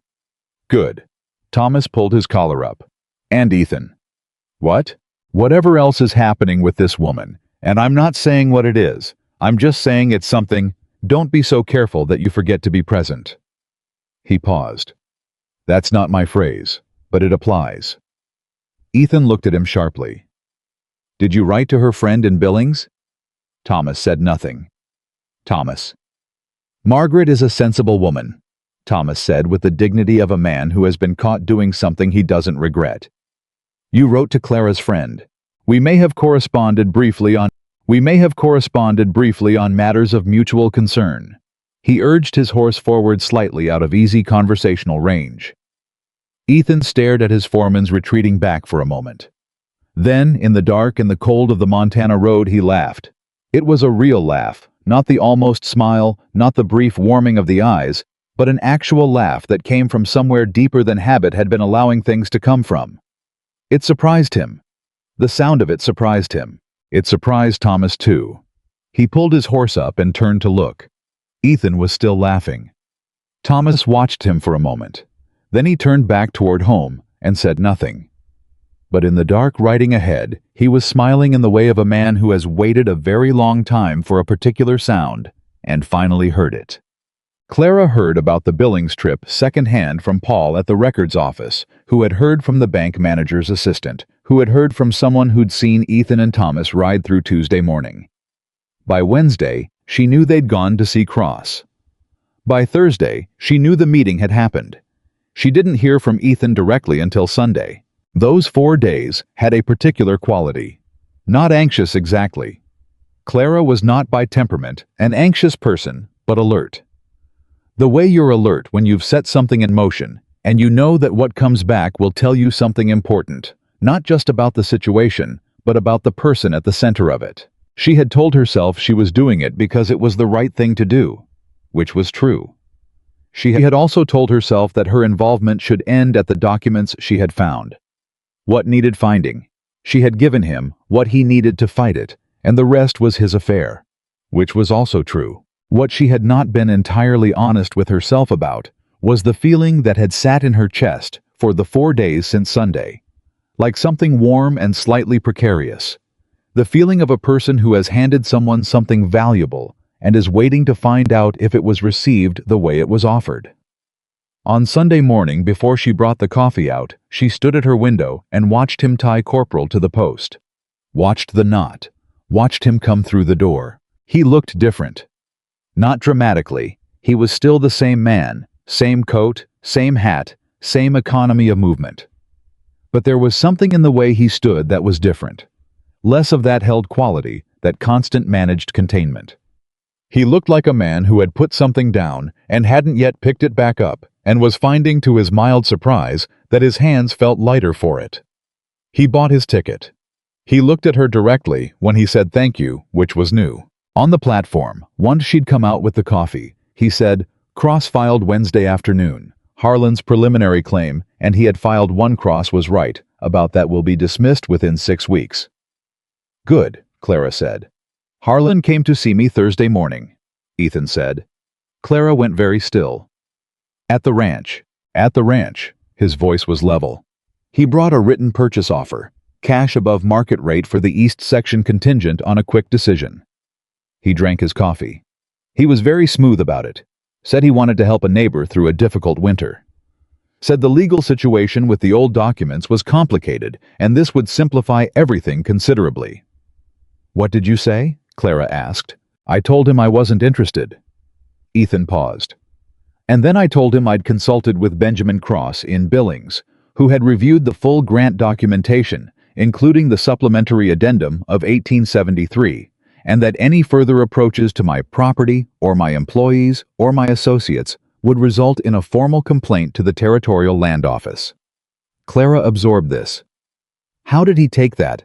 He took it the way a man takes information he wasn't expecting, Ethan said, with a great deal of stillness followed by a very controlled exit. He set his coffee cup down. He didn't know about the addendum. No, Clara said. He was counting on nobody finding it. He was counting on a grieving rancher who doesn't ask for help not knowing he needed to look, Ethan said. He looked at her. He almost got that right. The train arrived. The steam and noise of it rose around them in the familiar way, the platform shaking gently under their feet, and they sat through it together as they always did. When the quiet returned, Ethan said, "I want to tell you something." "All right," Clara said. "In 14 years of marriage, Rose handled everything I was stubborn about by waiting until I'd figured out I needed the help, and then making sure it was available before I'd worked up the nerve to ask." He looked at the empty tracks. "She said once that the trick with me was to put the thing I needed somewhere I'd run into it naturally, so I didn't have to experience the dignity cost of asking directly." A pause. "I never thanked her properly for that. I meant to. I was going to. I had a whole life ahead of me to thank her in, and then I didn't." Clara waited. "You put the documents somewhere I'd run into them," he said. "You found the lawyer before I knew I needed one. You did it without making me feel the weight of the help, because you framed it as just what you did. Someone who paid attention and acted on what she saw." "That's what it was," Clara said. "It was more than that," Ethan said. Silence. "I know it was more than that," he said quietly. "And I don't know what to do with the gratitude for it, because every time I've tried to manage that feeling, it turns into something else, and I haven't decided yet whether to be honest about what that something else is." Clara looked at him for a long moment. "You have time," she said. "Do I?" He met her eyes. There was something direct and unguarded in his expression that she had not seen before. The look of a man who has stopped managing something and is simply standing in the middle of it. "Because I've been thinking about that. About time." He paused. "I wasted 7 years of it on that bench." "You didn't waste it," Clara said firmly. "You were honoring something real. That's not waste." "I was hiding," Ethan said. "I was using something real to do something that wasn't. I was using grief as a permission slip to stop living." He looked at his hands. "Rose would have been furious with me." "Pots and horses," Clara said. "Everyone," Ethan said. Another silence warmer than most. Then Clara said very carefully, "Ethan, there's something I need to tell you." Something shifted in his face. He went still in the way she recognized the complete focused stillness of a man bracing himself for information he doesn't want. "I received a letter," Clara said. 2 weeks ago. I didn't tell you because I was waiting to understand what I wanted to say about it, and I think I understand now." "A letter from where?" Ethan asked. "From a railway office in Denver," Clara said. "They're looking for an experienced clerk to manage their records department. The salary is 3 times what Gerald pays me. The work is exactly the kind of work I'm trained for." She met his eyes. "I haven't responded yet." Ethan said nothing for a moment. Then, "When did the offer come?" 14 days ago. He did the arithmetic. He understood what it meant that she'd received it before she went to the Territorial Records Office, before she'd spent her Thursday evenings with the documents, before she'd sent the telegram to Benjamin Cross. He understood that she had done all of those things while carrying that letter in her pocket. "You didn't leave," he said. "No," Clara said. "You could have. You had a reason." "I had an offer," Clara said. "That's different from a reason." He looked at her with that direct, unguarded look. "What is a reason?" he asked quietly. Clara held his gaze. "I don't know yet," she said honestly. "I think I'm still finding out." The silence that followed was the longest one they'd ever shared. Not uncomfortable, not empty. The silence of 2 people standing at the edge of something large and deciding independently and simultaneously that they are not afraid of the size of it. Then Ethan said slowly, "The East Pasture. Rose used to ride out there in the mornings. She said the light came in at a particular angle on the east rise that she'd never seen anywhere else." He looked at the distance. "I haven't ridden out that way in 7 years." Clara waited. "I was thinking," he said, "that maybe it was time." "To go out there?" she asked. "To stop avoiding the things she loved, because I couldn't figure out how to love them without her." He looked at Clara. "She's been gone 7 years. I've been in the habit of avoiding things, so I wouldn't feel the absence. And lately I've been thinking that the absence is going to be there whether I avoid the things or not. So I might as well... He stopped. Tried again. I might as well ride east in the morning and see if the light still comes in that way. Clara said nothing for a moment. It will, she said softly. That kind of light doesn't go anywhere. Ethan nodded. He stood. He picked up his hat. He looked down at her still sitting on the bench with her empty coffee cup, her leather satchel, her steady gray eyes. The Denver offer, he said. When do you have to answer? I have another 2 weeks, Clara said. 2 weeks, he repeated. 2 weeks, she said. He held her gaze for one long, honest moment. Not asking anything directly. Not saying anything directly. Just standing in the middle of the something else he hadn't decided yet whether to be honest about, and letting her see that he was standing there. Then he put on his hat. I'll see you Wednesday, he said. Not Sunday, Wednesday. I need to ask Gerald if I can steal you away for a couple hours. I want to show you the east pasture before the ground freezes hard. Clara blinked. It was the most direct thing he had ever said to her. All right, she said with the careful steadiness of someone whose heart has just done something without asking permission. He walked off the platform. This time, he walked differently. Not just without looking at the tracks, he walked like a man with somewhere specific to be, with a forward orientation that had been absent for 7 years. The walk of a person who has turned to face a direction they've been avoiding and found it more bearable than they expected. Clara sat on the bench for a long time after he'd gone. In her leather satchel, underneath the documents and the copies and the notes in her careful handwriting was Denver's letter. She had not responded to it. She was beginning to understand with the particular clarity of a woman who had stopped being careful and started being present why that was. And in the warm and complicated center of that understanding was the knowledge that whatever came next was not yet decided, that 2 weeks was both a short time and a long one, depending on what happened in it, and that she who had come to Willow Creek looking for a place that didn't know the shape of what she'd lost had found instead something she hadn't known to look for. She picked up her empty coffee cup. She went back inside. The schedule board needed updating. The afternoon train was 40 minutes out. She had work to do. Gerald Purcell, to his credit, did not ask questions. When Ethan Callahan walked through the station doors on Wednesday morning at 9 o'clock and stood at the ticket window and said, "I'd like to borrow your clerk for 2 hours, Gerald. I'll have her back before the noon train." Gerald looked at him for a moment with the expression of a man who has spent his life filing observations under headings he doesn't examine too closely and said, 2 hours. 2 hours, Ethan confirmed. Gerald looked at Clara, who was standing at the schedule board, with her back very deliberately to the conversation and her shoulders at the careful angle of someone not listening. Gerald looked back at Ethan. He sighed in the way of a man who recognizes that the world has decided to do something without consulting him. Back by noon, Gerald said. That was all. Clara untied her apron with a composure she did not entirely feel, and hung it on its hook, and took her coat from the rack, and walked out through the station door into the cold November morning, without once looking at Gerald, because she was fairly certain that if she looked at Gerald, she would laugh, and laughing at Gerald was not something she could afford to do, and still expect to have a job in the afternoon. Ethan had 2 horses. Corporal, his usual roan, and a second mare. A steady, calm-tempered gray that he'd borrowed from Thomas, without explaining why. Because explaining why would have required a conversation he wasn't ready to have. And Thomas, to his enormous credit, had simply saddled the mare and handed over the reins and said nothing that wasn't about the horse. Clara looked at the gray mare. She looked at Ethan. "I grew up with horses," she said. "I thought you might have," he said. "You have the hands for it." She put her foot in the stirrup and swung up with the ease of someone for whom this was old knowledge, and she saw something shift in Ethan's expression, a kind of quiet satisfaction.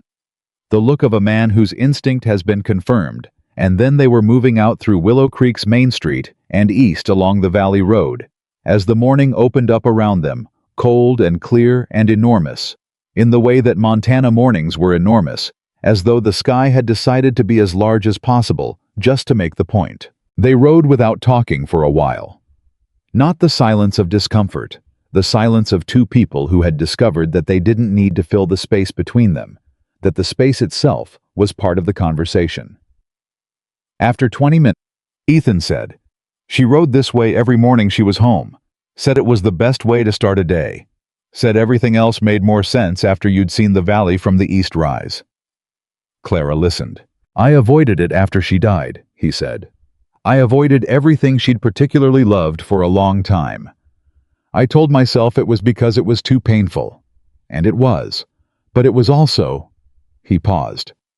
"It was also that I didn't know how to be a person who did those things alone. She was the one who taught me the value of them. Without her, they felt like artifacts, things that had belonged to a life that was finished." "And now?" Clara asked. I was quiet for a moment. "Now I think I've been looking at it wrong. I think those things she loved aren't artifacts. They're more like she had good taste. She recognized something real in them. That doesn't go away because she did." Clara considered this carefully. "You're giving yourself permission to inherit what she knew." Ethan turned to look at her in that direct way. "Yes," he said. "That's exactly what it is." They rode east. When they reached the rise, Ethan stopped his horse and Clara stopped beside him, and for a moment neither of them said anything, because the light was doing exactly what he had said it would do, coming in at an angle that was particular to this place and this hour, the kind of light that made you understand why someone would ride out every morning to see it. "She was right," Clara said quietly. "She usually was," Ethan said. He looked at the land spread below them, the east section, the 400 acres of perfect, the pasture that Wesley Harlan had tried to take, and failed the ground that was his, and would remain his, and that he had not ridden out to see in 7 years. He looked at it with the expression of a man reclaiming something. "Thank you," he said. Not with the self-consciousness of a man who doesn't know how to thank people. He'd moved past that.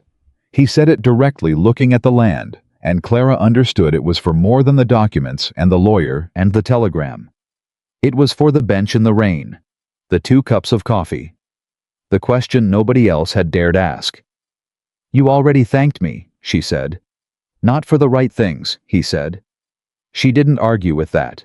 They turned the horses around and rode back toward Willow Creek, and the conversation shifted in the way of conversations between people who have just shared something that matters, loosened slightly easier with room for smaller things. He asked about Ruth.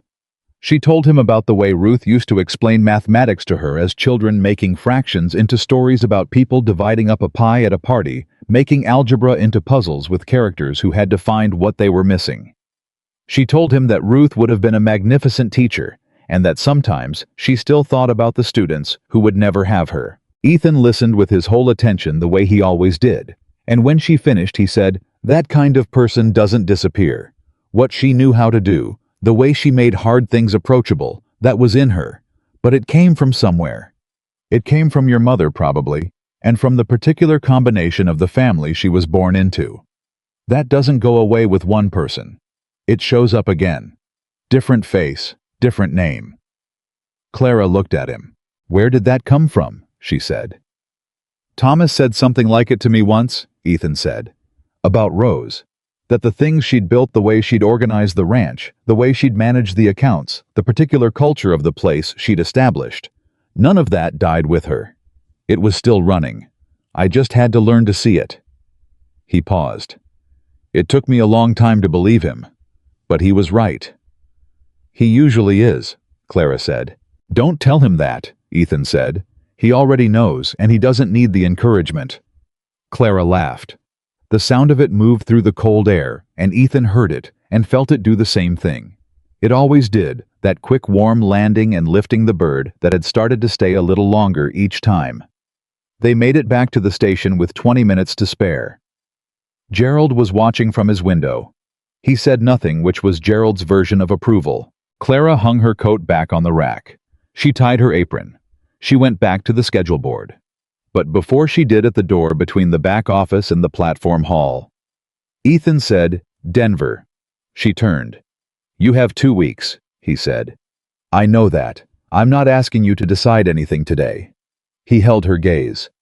"I'm just asking, when you decide whatever you decide, tell me first." before you tell anyone else." Clara looked at him for a long moment. "I will," she said. He nodded. He left. She stood at the schedule board for a moment after not quite seeing it. Then she picked up the chalk and started updating the afternoon arrivals, because the noon train was 12 minutes out and she had work to do. The week that followed moved at 2 speeds simultaneously. Professionally, it was the busiest week the Willow Creek station had seen since summer.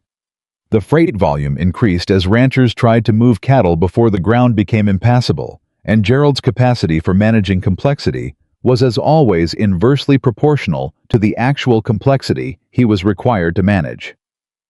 Clara handled 3 freight disputes, rerouted 2 misdirected shipments, and rewrote the filing system for the lost luggage cabinet in a way that would have saved Gerald approximately 400 hours of confusion over the previous decade if she'd done it in September. Personally, the week moved like water under ice, invisibly, with a great deal of pressure building underneath a surface that looked still. Margaret's reply to her latest letter arrived on Thursday. "You rode out to see the light with him," Margaret had written. "Clara, you rode out to see the light. Do you understand what that means? That's not a woman who's going to Denver." Clara read it 3 times. She folded it. She put it in her apron pocket. She didn't write back immediately because she didn't yet know what she wanted to say. That evening in her room behind the station, she took out Denver's letter and read it again. The offer was genuine. She'd known that from the first reading. The salary was real. The position was real. The opportunity was exactly what it described itself to be. A larger station, a records department that needed the kind of careful, systematic intelligence she had. In abundance, a city with theaters and libraries, and the particular density of human life that a town like Willow Creek, for all its warmth, could not replicate. It was a good offer from a good organization. She set it down. She thought about Sunday afternoons. She thought about a man who had arrived 5 minutes early, and then 6 minutes early, and now most recently 7 minutes early, to buy a ticket. He didn't use for a train, he didn't board. She thought about the east pasture and the light coming in at an angle. She thought about what it would feel like to leave, and whether the feeling would be relief or loss, and she was honest enough with herself to know which one it was, and honest enough about what that meant to sit with it for a while before she decided what to do with it. She did not sleep particularly well. On Friday, Harlan's preliminary claim was formally dismissed by the Territorial Land Office. Benjamin Cross sent a telegram. Clara received it before Ethan did, since it came through the station line, and she held it for exactly 12 seconds before redirecting it to the proper recipient, which was long enough to read it and understand that the east pasture was fully and finally secured, and that Wesley Harlan had departed Willow Creek on the Tuesday morning train to Billings without a second ticket back. The 12 seconds were not a professional lapse. They were simply the time it took for her body to register something that her mind had already known was coming. But that felt different, landed differently when it was official. She sent a runner to the ranch with the telegram. 20 minutes later, Thomas Reed rode through town at a pace that was not quite a gallop, but was considerably faster than his usual deliberate canter, and he stopped outside the station and tied his horse and came through the door and stood at the window. "Well," he said. "It's done," Clara said. Thomas put both hands flat on the counter. He looked at them. He was quiet for a moment, in the way of a man who has been carrying a weight for long enough that the absence of it requires adjustment. "He's at the north pasture this morning," Thomas said. "He'll have the telegram by now. He'll be back by afternoon." He looked up. "He's going to want to thank you again." "Tell him not to," Clara said. "You can tell him yourself," Thomas said. "He won't listen to me on this, or on much of anything when it comes to you." He paused. "That's not a complaint. In 22 years, I have never once seen that man not listen to himself in the particular way he's not listening to himself right now. It's a considerable development." Clara smiled despite herself. "You're pleased." "I am extremely not saying anything one way or the other," Thomas said with the dignity of a man who is saying something one way or the other very clearly. He straightened up from the counter. "You got that Denver letter yet?" Clara stared at him. "You corresponded with Margaret," she said. "I may have mentioned in passing that circumstances were developing. Thomas said carefully. Thomas. Margaret is a sensible woman who had relevant concerns. Thomas. He stopped. You are, Clara said with great feeling, the single most indirect man I have ever met in my life. Thomas Reed looked at her for a moment. Then something happened to his face that she had not seen before, a genuine, unguarded smile, brief as a match strike but real. You haven't met Ethan yet, he said. When he's trying. He left before she could respond. Clara stood at her window and looked at the door for a moment. Then she started to laugh. Really laugh the way she'd laughed when Ethan told her about the pots and the horses, surprised and unguarded, and grateful for the people who had, without her entirely noticing, become part of the texture of her days. She went back to her ledger. She was still smiling when the noon train came in. Ethan arrived at the station at 3 o'clock. Not Sunday, not his usual time. Friday at 3, which meant he'd ridden in from the north pasture specifically directly without going home first, which was evident from the fact that he was still in his working coat, and his boots had the particular quality of boots that had been in a pasture recently. He came to the window. Clara looked at him. I know, she said. The telegram. The telegram, he said. And also, he stopped. He put both hands on the counter the way Thomas had, and she thought, watching him, that the two men had been together long enough that they'd acquired each other's gestures without knowing it. I rode out to the north pasture this morning to check the storm damage. I've been avoiding the assessment because the numbers were going to be bad, and I knew it. How bad? Clara asked. Bad enough. He looked at his hands. 3 shelters need rebuilding before the next hard freeze. The feed stores are lower than I want them. It's going to be a difficult winter. He looked up. I can manage it. It's not the kind of difficulty that threatens the operation. But it's real, and it's going to require... He paused. It's going to require me to ask some people for help, which I've decided to do, which is a decision I'm telling you about because you'll appreciate that it represents a significant personal development. Clara kept her expression level. A significant personal development. According to Thomas, yes. According to Rose, it would qualify as a minor miracle. He almost smiled. I called in some favors from neighboring ranchers this morning. Asked Hector Vega, 2 properties east, if he had spare feed to sell at a fair price. Asked Jim and Carl Sawyer if they could spare 2 men for a week to help rebuild the shelters. And Hector said yes immediately and told me the price was the same as it was 3 years ago, which is below current market. Jim Sawyer said he'd come himself. Ethan shook his head slightly. I've been alone on this ranch for 7 years, and apparently the moment I asked for help, 15 years of neighboring came back in about 40 minutes. People were waiting to be asked, Clara said. Apparently. He looked at her. You told me that once. Different words. The same thing. You heard it better the second time, Clara said. I hear most things better the second time, he said. It's one of my less admirable qualities. Thomas agrees, Clara said.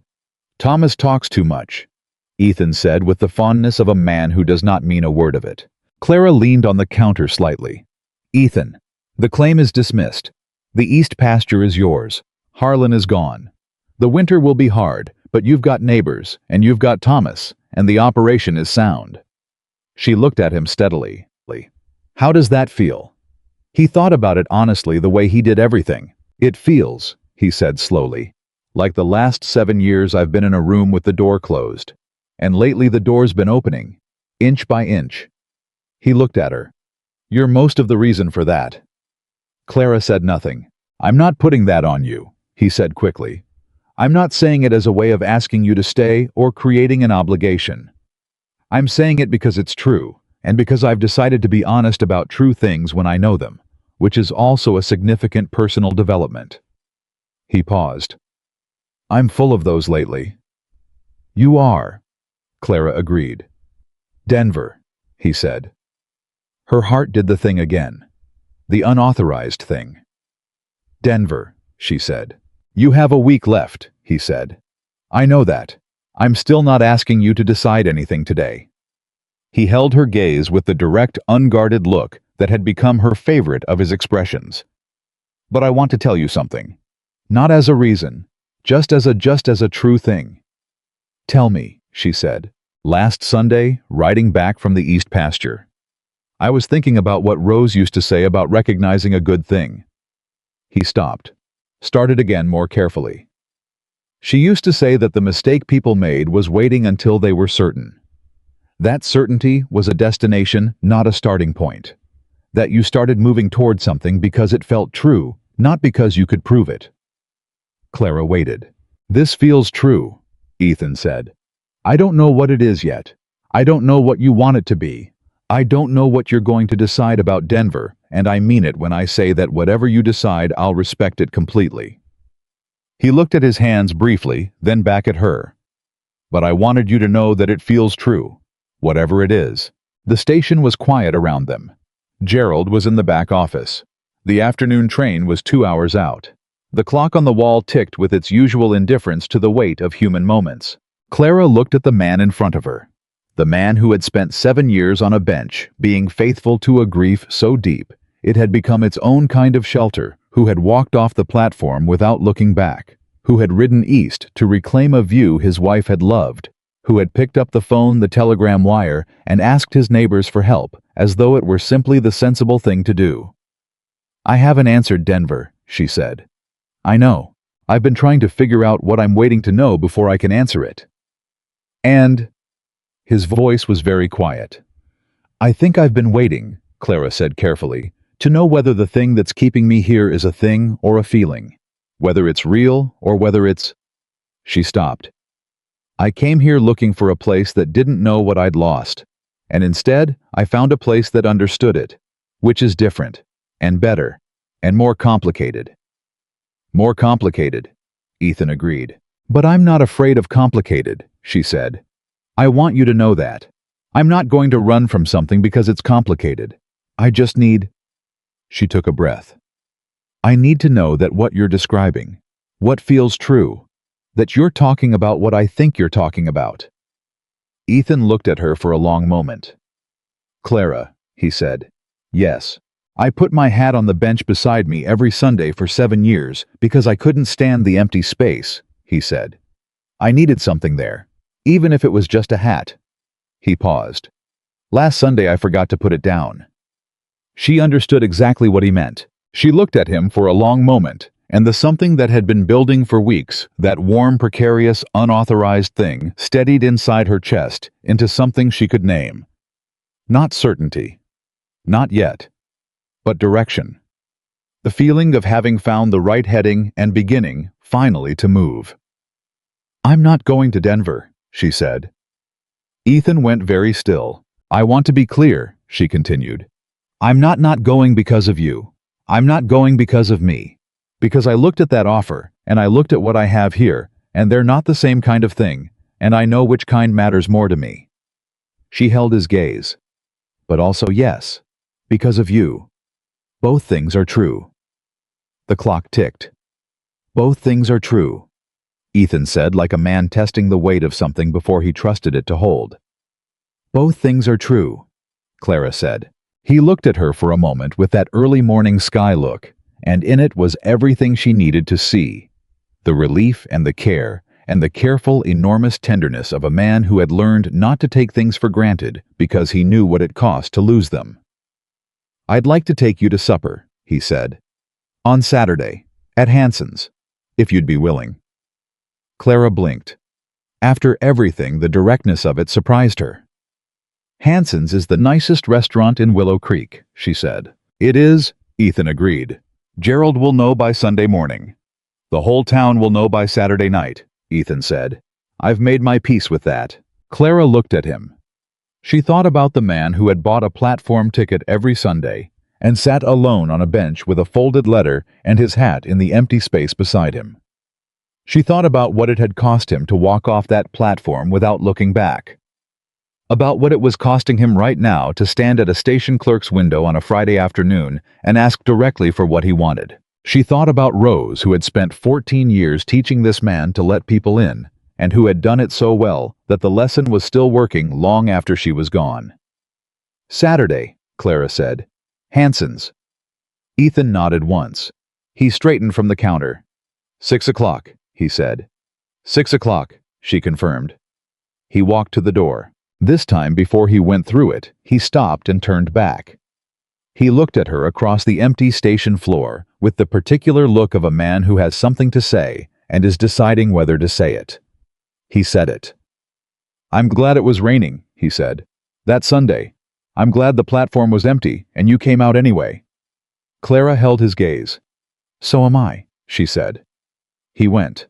The door swung closed behind him. Clara stood at her window and listened to Corporal's hooves on the packed dirt of the street, and she pressed her hand flat against the counter, the way Ethan pressed his hand against the letter, not to hold on to something, but to feel that it was real.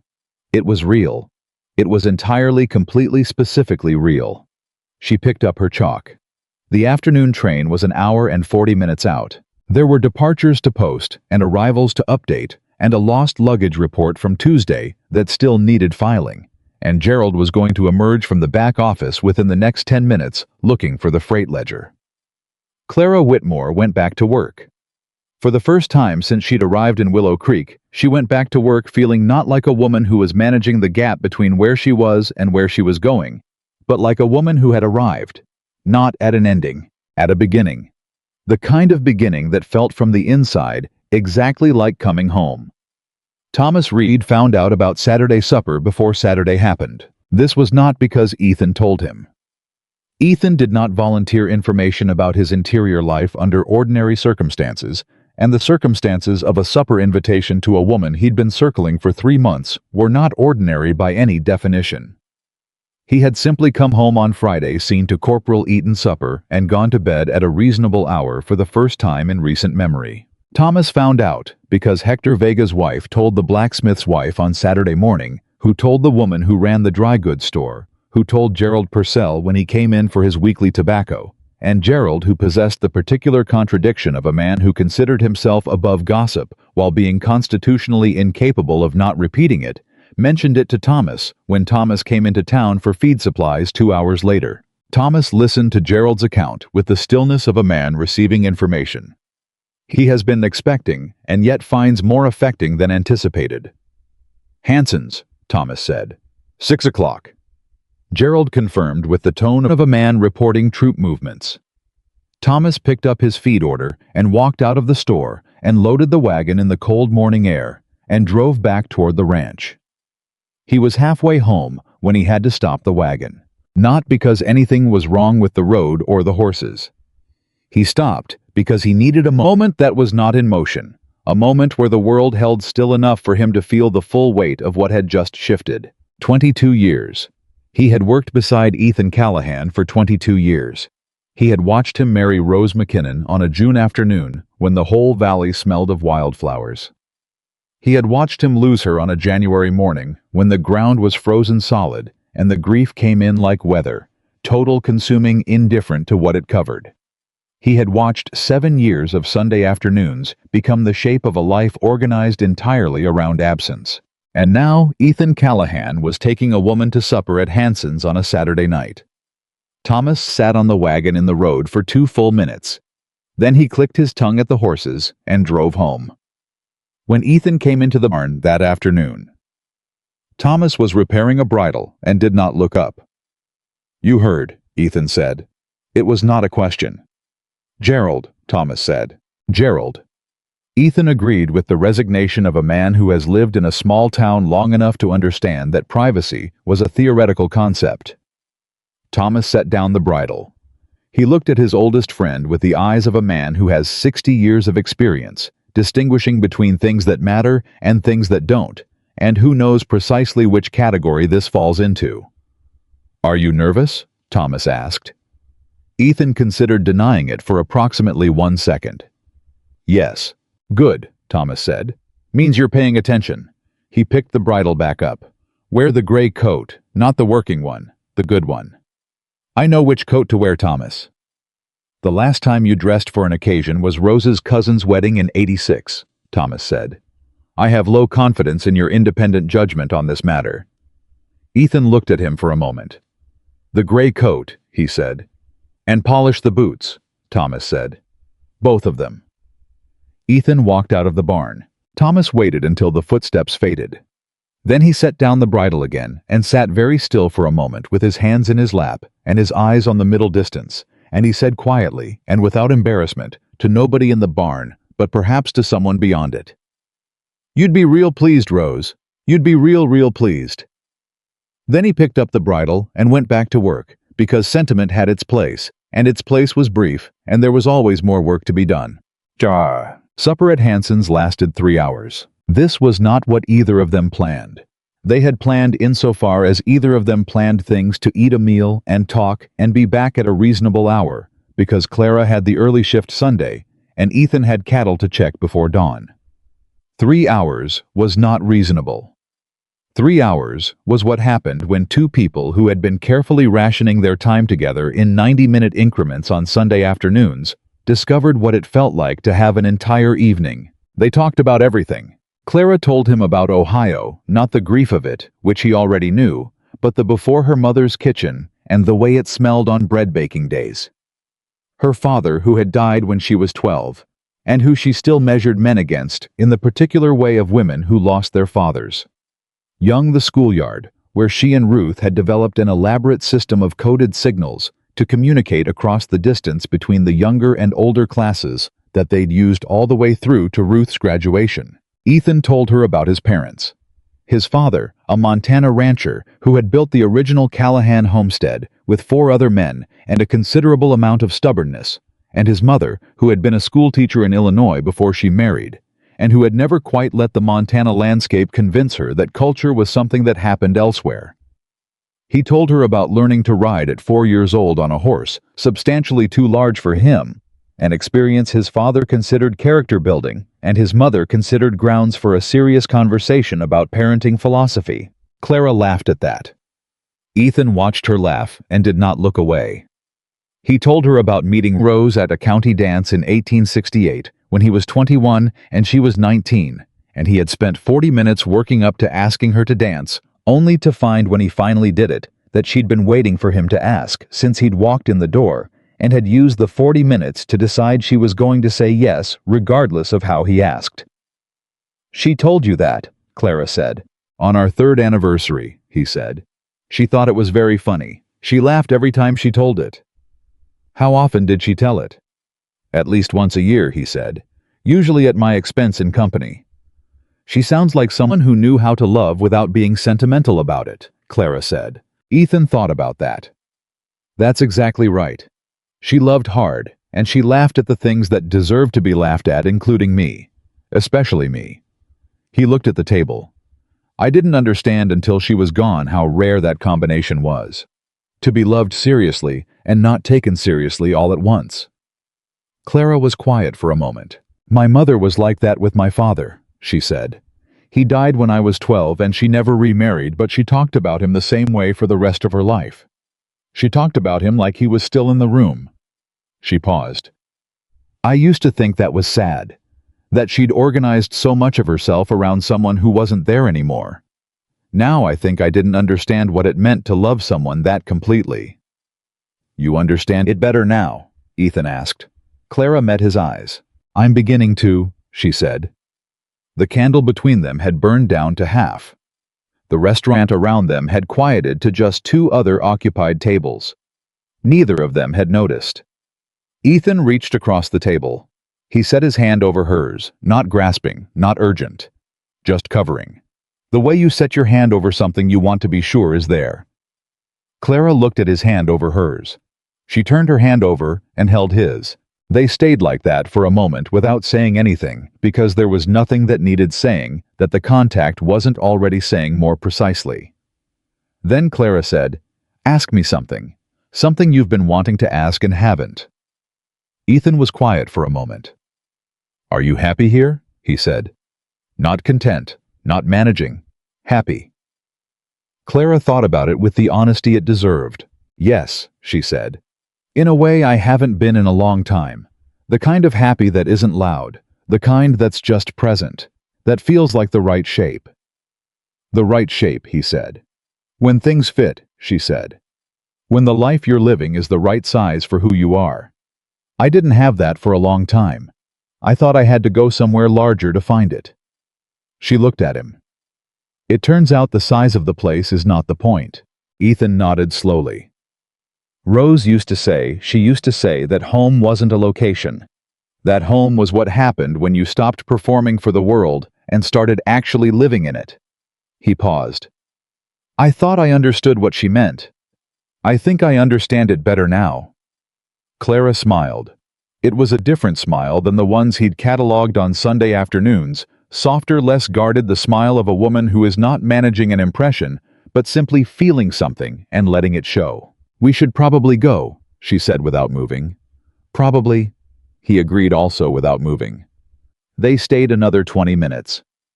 Winter hit the valley in earnest 2 weeks later.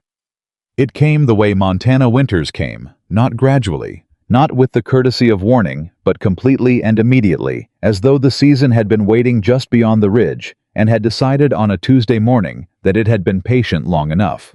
Ethan's North Pasture shelters, rebuilt with Hector Vega's crew and the Sawyer brothers, and a week of the kind of neighboring that small communities do when they remember they are communities held through the first hard freeze. The feed stores supplemented by Hector's supply at the below-market price were sufficient. The cattle were moved and the operation was sound, and the winter, though hard, was the kind of hard that was manageable rather than the kind that broke things. Ethan worked from before dawn until after dark most days.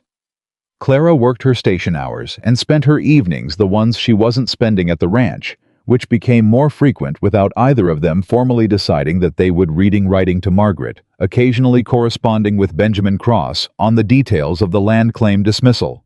Because Cross had said he wanted her thoughts on an aspect of the territorial record system that he was incorporating into another case. Cross had also, in his last letter, mentioned that if she was ever considering a change in professional direction, the records work she'd done on the Callahan case would constitute an exceptionally strong basis for a position in territorial law administration. Clara had written back thanking him and filed the letter in her satchel with the same careful deliberateness with which she filed everything, not discarded, not acted upon, simply held in the place where future options lived. She told Ethan about it on a Sunday afternoon in December, sitting on the bench that had become theirs in a way that the town had accepted, with the equanimity of people who had watched the whole thing develop at a pace they could follow. Cross offered you a position, Ethan said. He mentioned a possibility, Clara said. For someday, not immediately. I was quiet for a moment. Not the tight quiet of a man receiving unwanted information, the considered quiet of a man who has learned to think before he responds to things that matter. What do you want to do? He said. I don't know yet, Clara said honestly. I know I'm not leaving Willow Creek. I know whatever I do next will be from here, not from somewhere else. She looked at him. Is that all right to say? That's more than all right to say, Ethan said. I just want you to know that my decisions are my decisions, she said. I'm not asking permission. I'm not deferring. I want you to know what I'm thinking. He looked at her with a great steadiness. I don't want you to defer to me. I want you to tell me what you think and what you want and what you're planning, and I want to tell you the same, and I want us to figure out how those things fit together. He paused. That's what I wanted with Rose. That's what we had. Two people who each had a complete life and chose to make one life out of it instead. He held her gaze. Not one person disappearing into the other person's shape. Clara was quiet for a moment. You've thought about this, she said. I've been thinking about very little else, he said. The train arrived. The steam rose around them in the December cold, thick and white, and Clara watched it the way she always watched it now. Not as a departure, but as a marker, the weekly punctuation of something ongoing. The train came and went, and the platform resettled into quiet. Ethan, Clara said. Yes, the letter, the one you carry. She said it carefully, the way you say something you've been holding for a while. You still carry it. He reached into his coat.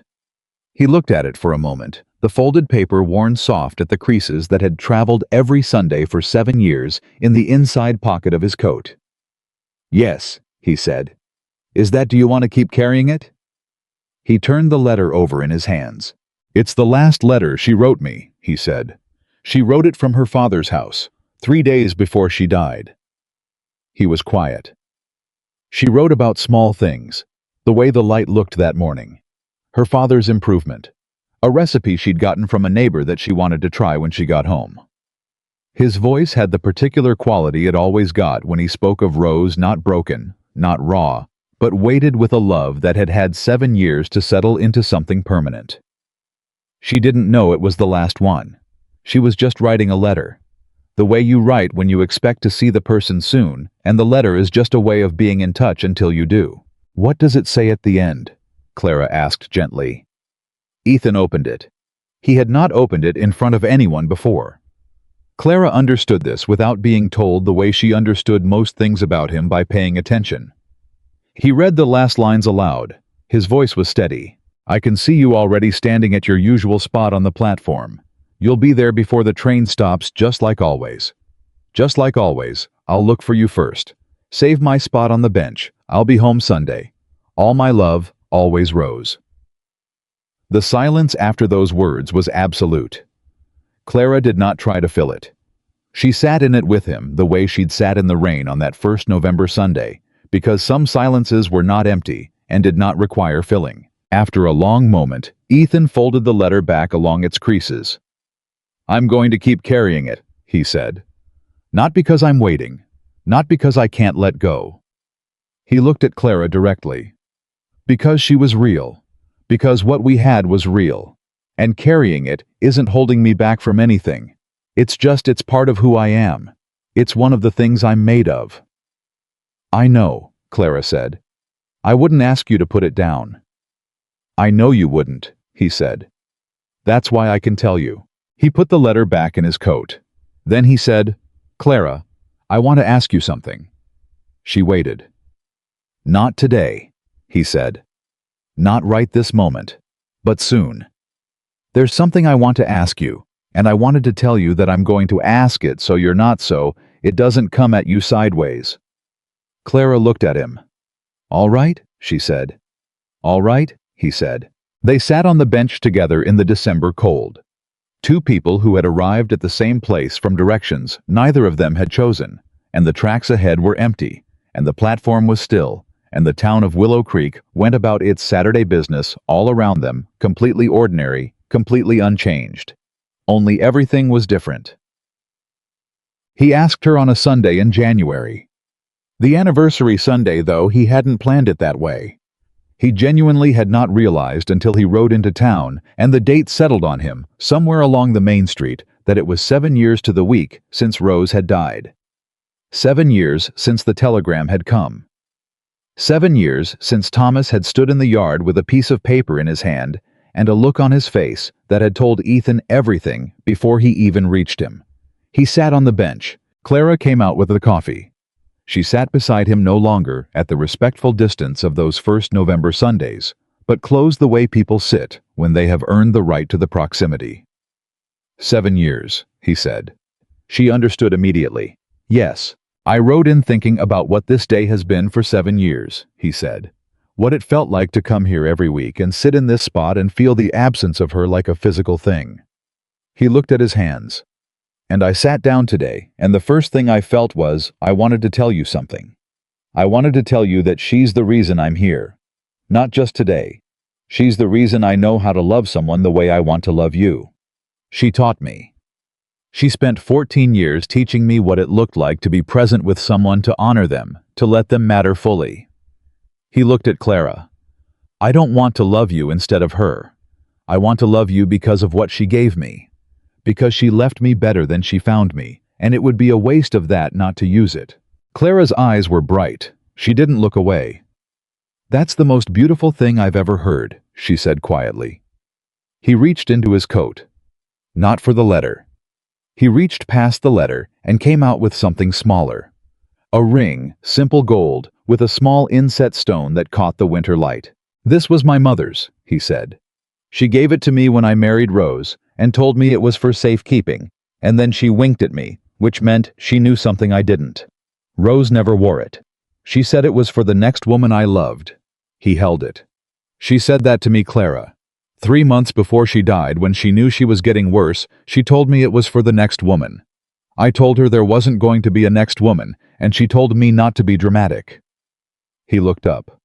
She was right. She was so rarely wrong about anything important. Clara looked at the ring. She looked at him. "Ethan," she said. "I know it's soon," he said. "I know we haven't.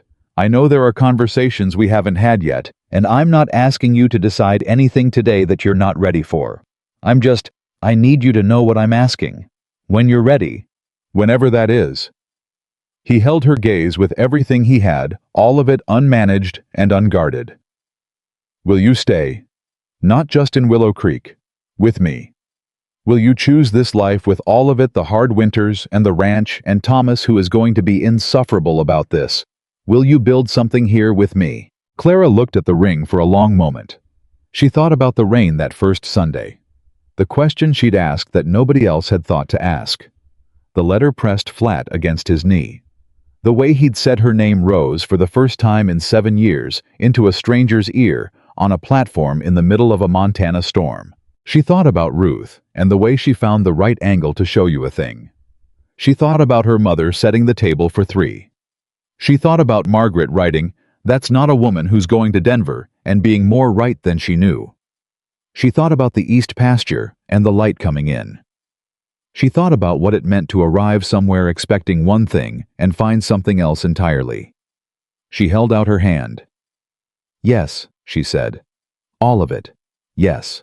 Ethan slid the ring onto her finger. He held her hand with both of his, for a moment, not speaking. Clara felt the warmth of that hold move through her, like something she hadn't known she was cold without. The westbound train appeared at the far edge of the valley. They watched it come in together, not with grief, not with waiting, but with the simple presence of 2 people who have found the place they intend to be and are no longer looking for exits. The train arrived. The steam rose. The platform shook gently. Ethan did not watch the tracks when it left. He was looking at Clara.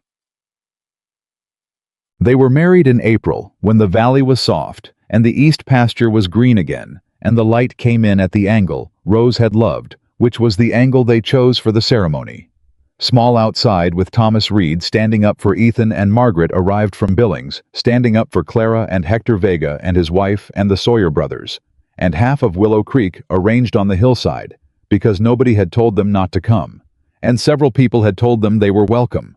And the result was, as Thomas noted afterward, considerably more people than planned, and exactly the right amount. Thomas did not cry. He stood through the whole thing with his arms folded and his jaw set and his eyes very bright, and anyone who said otherwise was a liar, and he told them so. And then he shook Ethan's hand with both of his in a grip that lasted longer than handshakes usually lasted, and said nothing, which was the only language sufficient to the occasion. Clara planted a garden that spring on the south side of the ranch house. She planted it deliberately, thoughtfully, the way she did everything with attention to what would last. Ethan repaired the fence along Rose's favorite riding path on the east pasture. He did it on a Saturday morning alone, and when he was done, he stood at the fence for a moment and put his hand on one of the posts and said quietly into the spring air, "You were right about the ring. You were right about all of it. Thank you." The wind moved through the grass of the east pasture, which was green and enormous and entirely his. He walked home. Clara was in the kitchen when he came through the door, and she looked up from whatever she was doing and looked at him. The straight, complete look of a woman who was present fully and without reservation in the life she had chosen. And he stopped for a moment in the doorway, just to have that look land on him. "Well," she said. "Fixed," he said. "Come eat," she said. He hung his coat on the hook by the door. On the table beside the bread and the coffee pot and the 2 plates Clara had set was the old folded letter. She had taken to setting it there on mornings when she sensed he might be thinking of Rose, not as a memorial, not as a reminder of loss, but as what it was, a part of him set at the table with the rest of the things that belonged there. He sat down. He touched the letter once briefly with 2 fingers. A greeting. A recognition, the gesture of a man acknowledging something beloved. Then he poured the coffee, and he looked at his wife across the table, and he was present completely and without reservation in the life he had finally allowed himself to choose. Years later, people in Willow Creek would still tell the story of the cowboy who waited at the dusty train station every Sunday for 7 years. They told it in different ways depending on who was telling it. Some said he was faithful. Some said he was lost. Some said he was the saddest man they'd ever seen sitting still. What they all agreed on eventually was this: he had been waiting. Just not for what they thought. He had been waiting for the moment when grief would stop being a wall and start being a door. He had been waiting without knowing it for someone patient enough and honest enough to ask the one question that opened it. One rainy Sunday. One empty platform. One woman who sat down without being asked and said quietly without flinching, "Who are you waiting for?" That was where it started. And it never stopped. Not with the ring, not with the garden, not with the fence, repaired along the riding path, not with the years that came after, one Sunday at a time. The bench always occupied, now the space beside it, never empty. Ethan Callahan had spent 7 years waiting for something that couldn't come back. What came instead was better than waiting. What came instead was a woman who understood that love was not a replacement for what you'd lost. It was what you built from what the losing had made you. And on a quiet Sunday afternoon in the town of Willow Creek, Montana, at the same dusty train station where it all began, the cowboy who once sat alone finally had somewhere to be. He was already there. He had been there all along. He just needed someone to show him.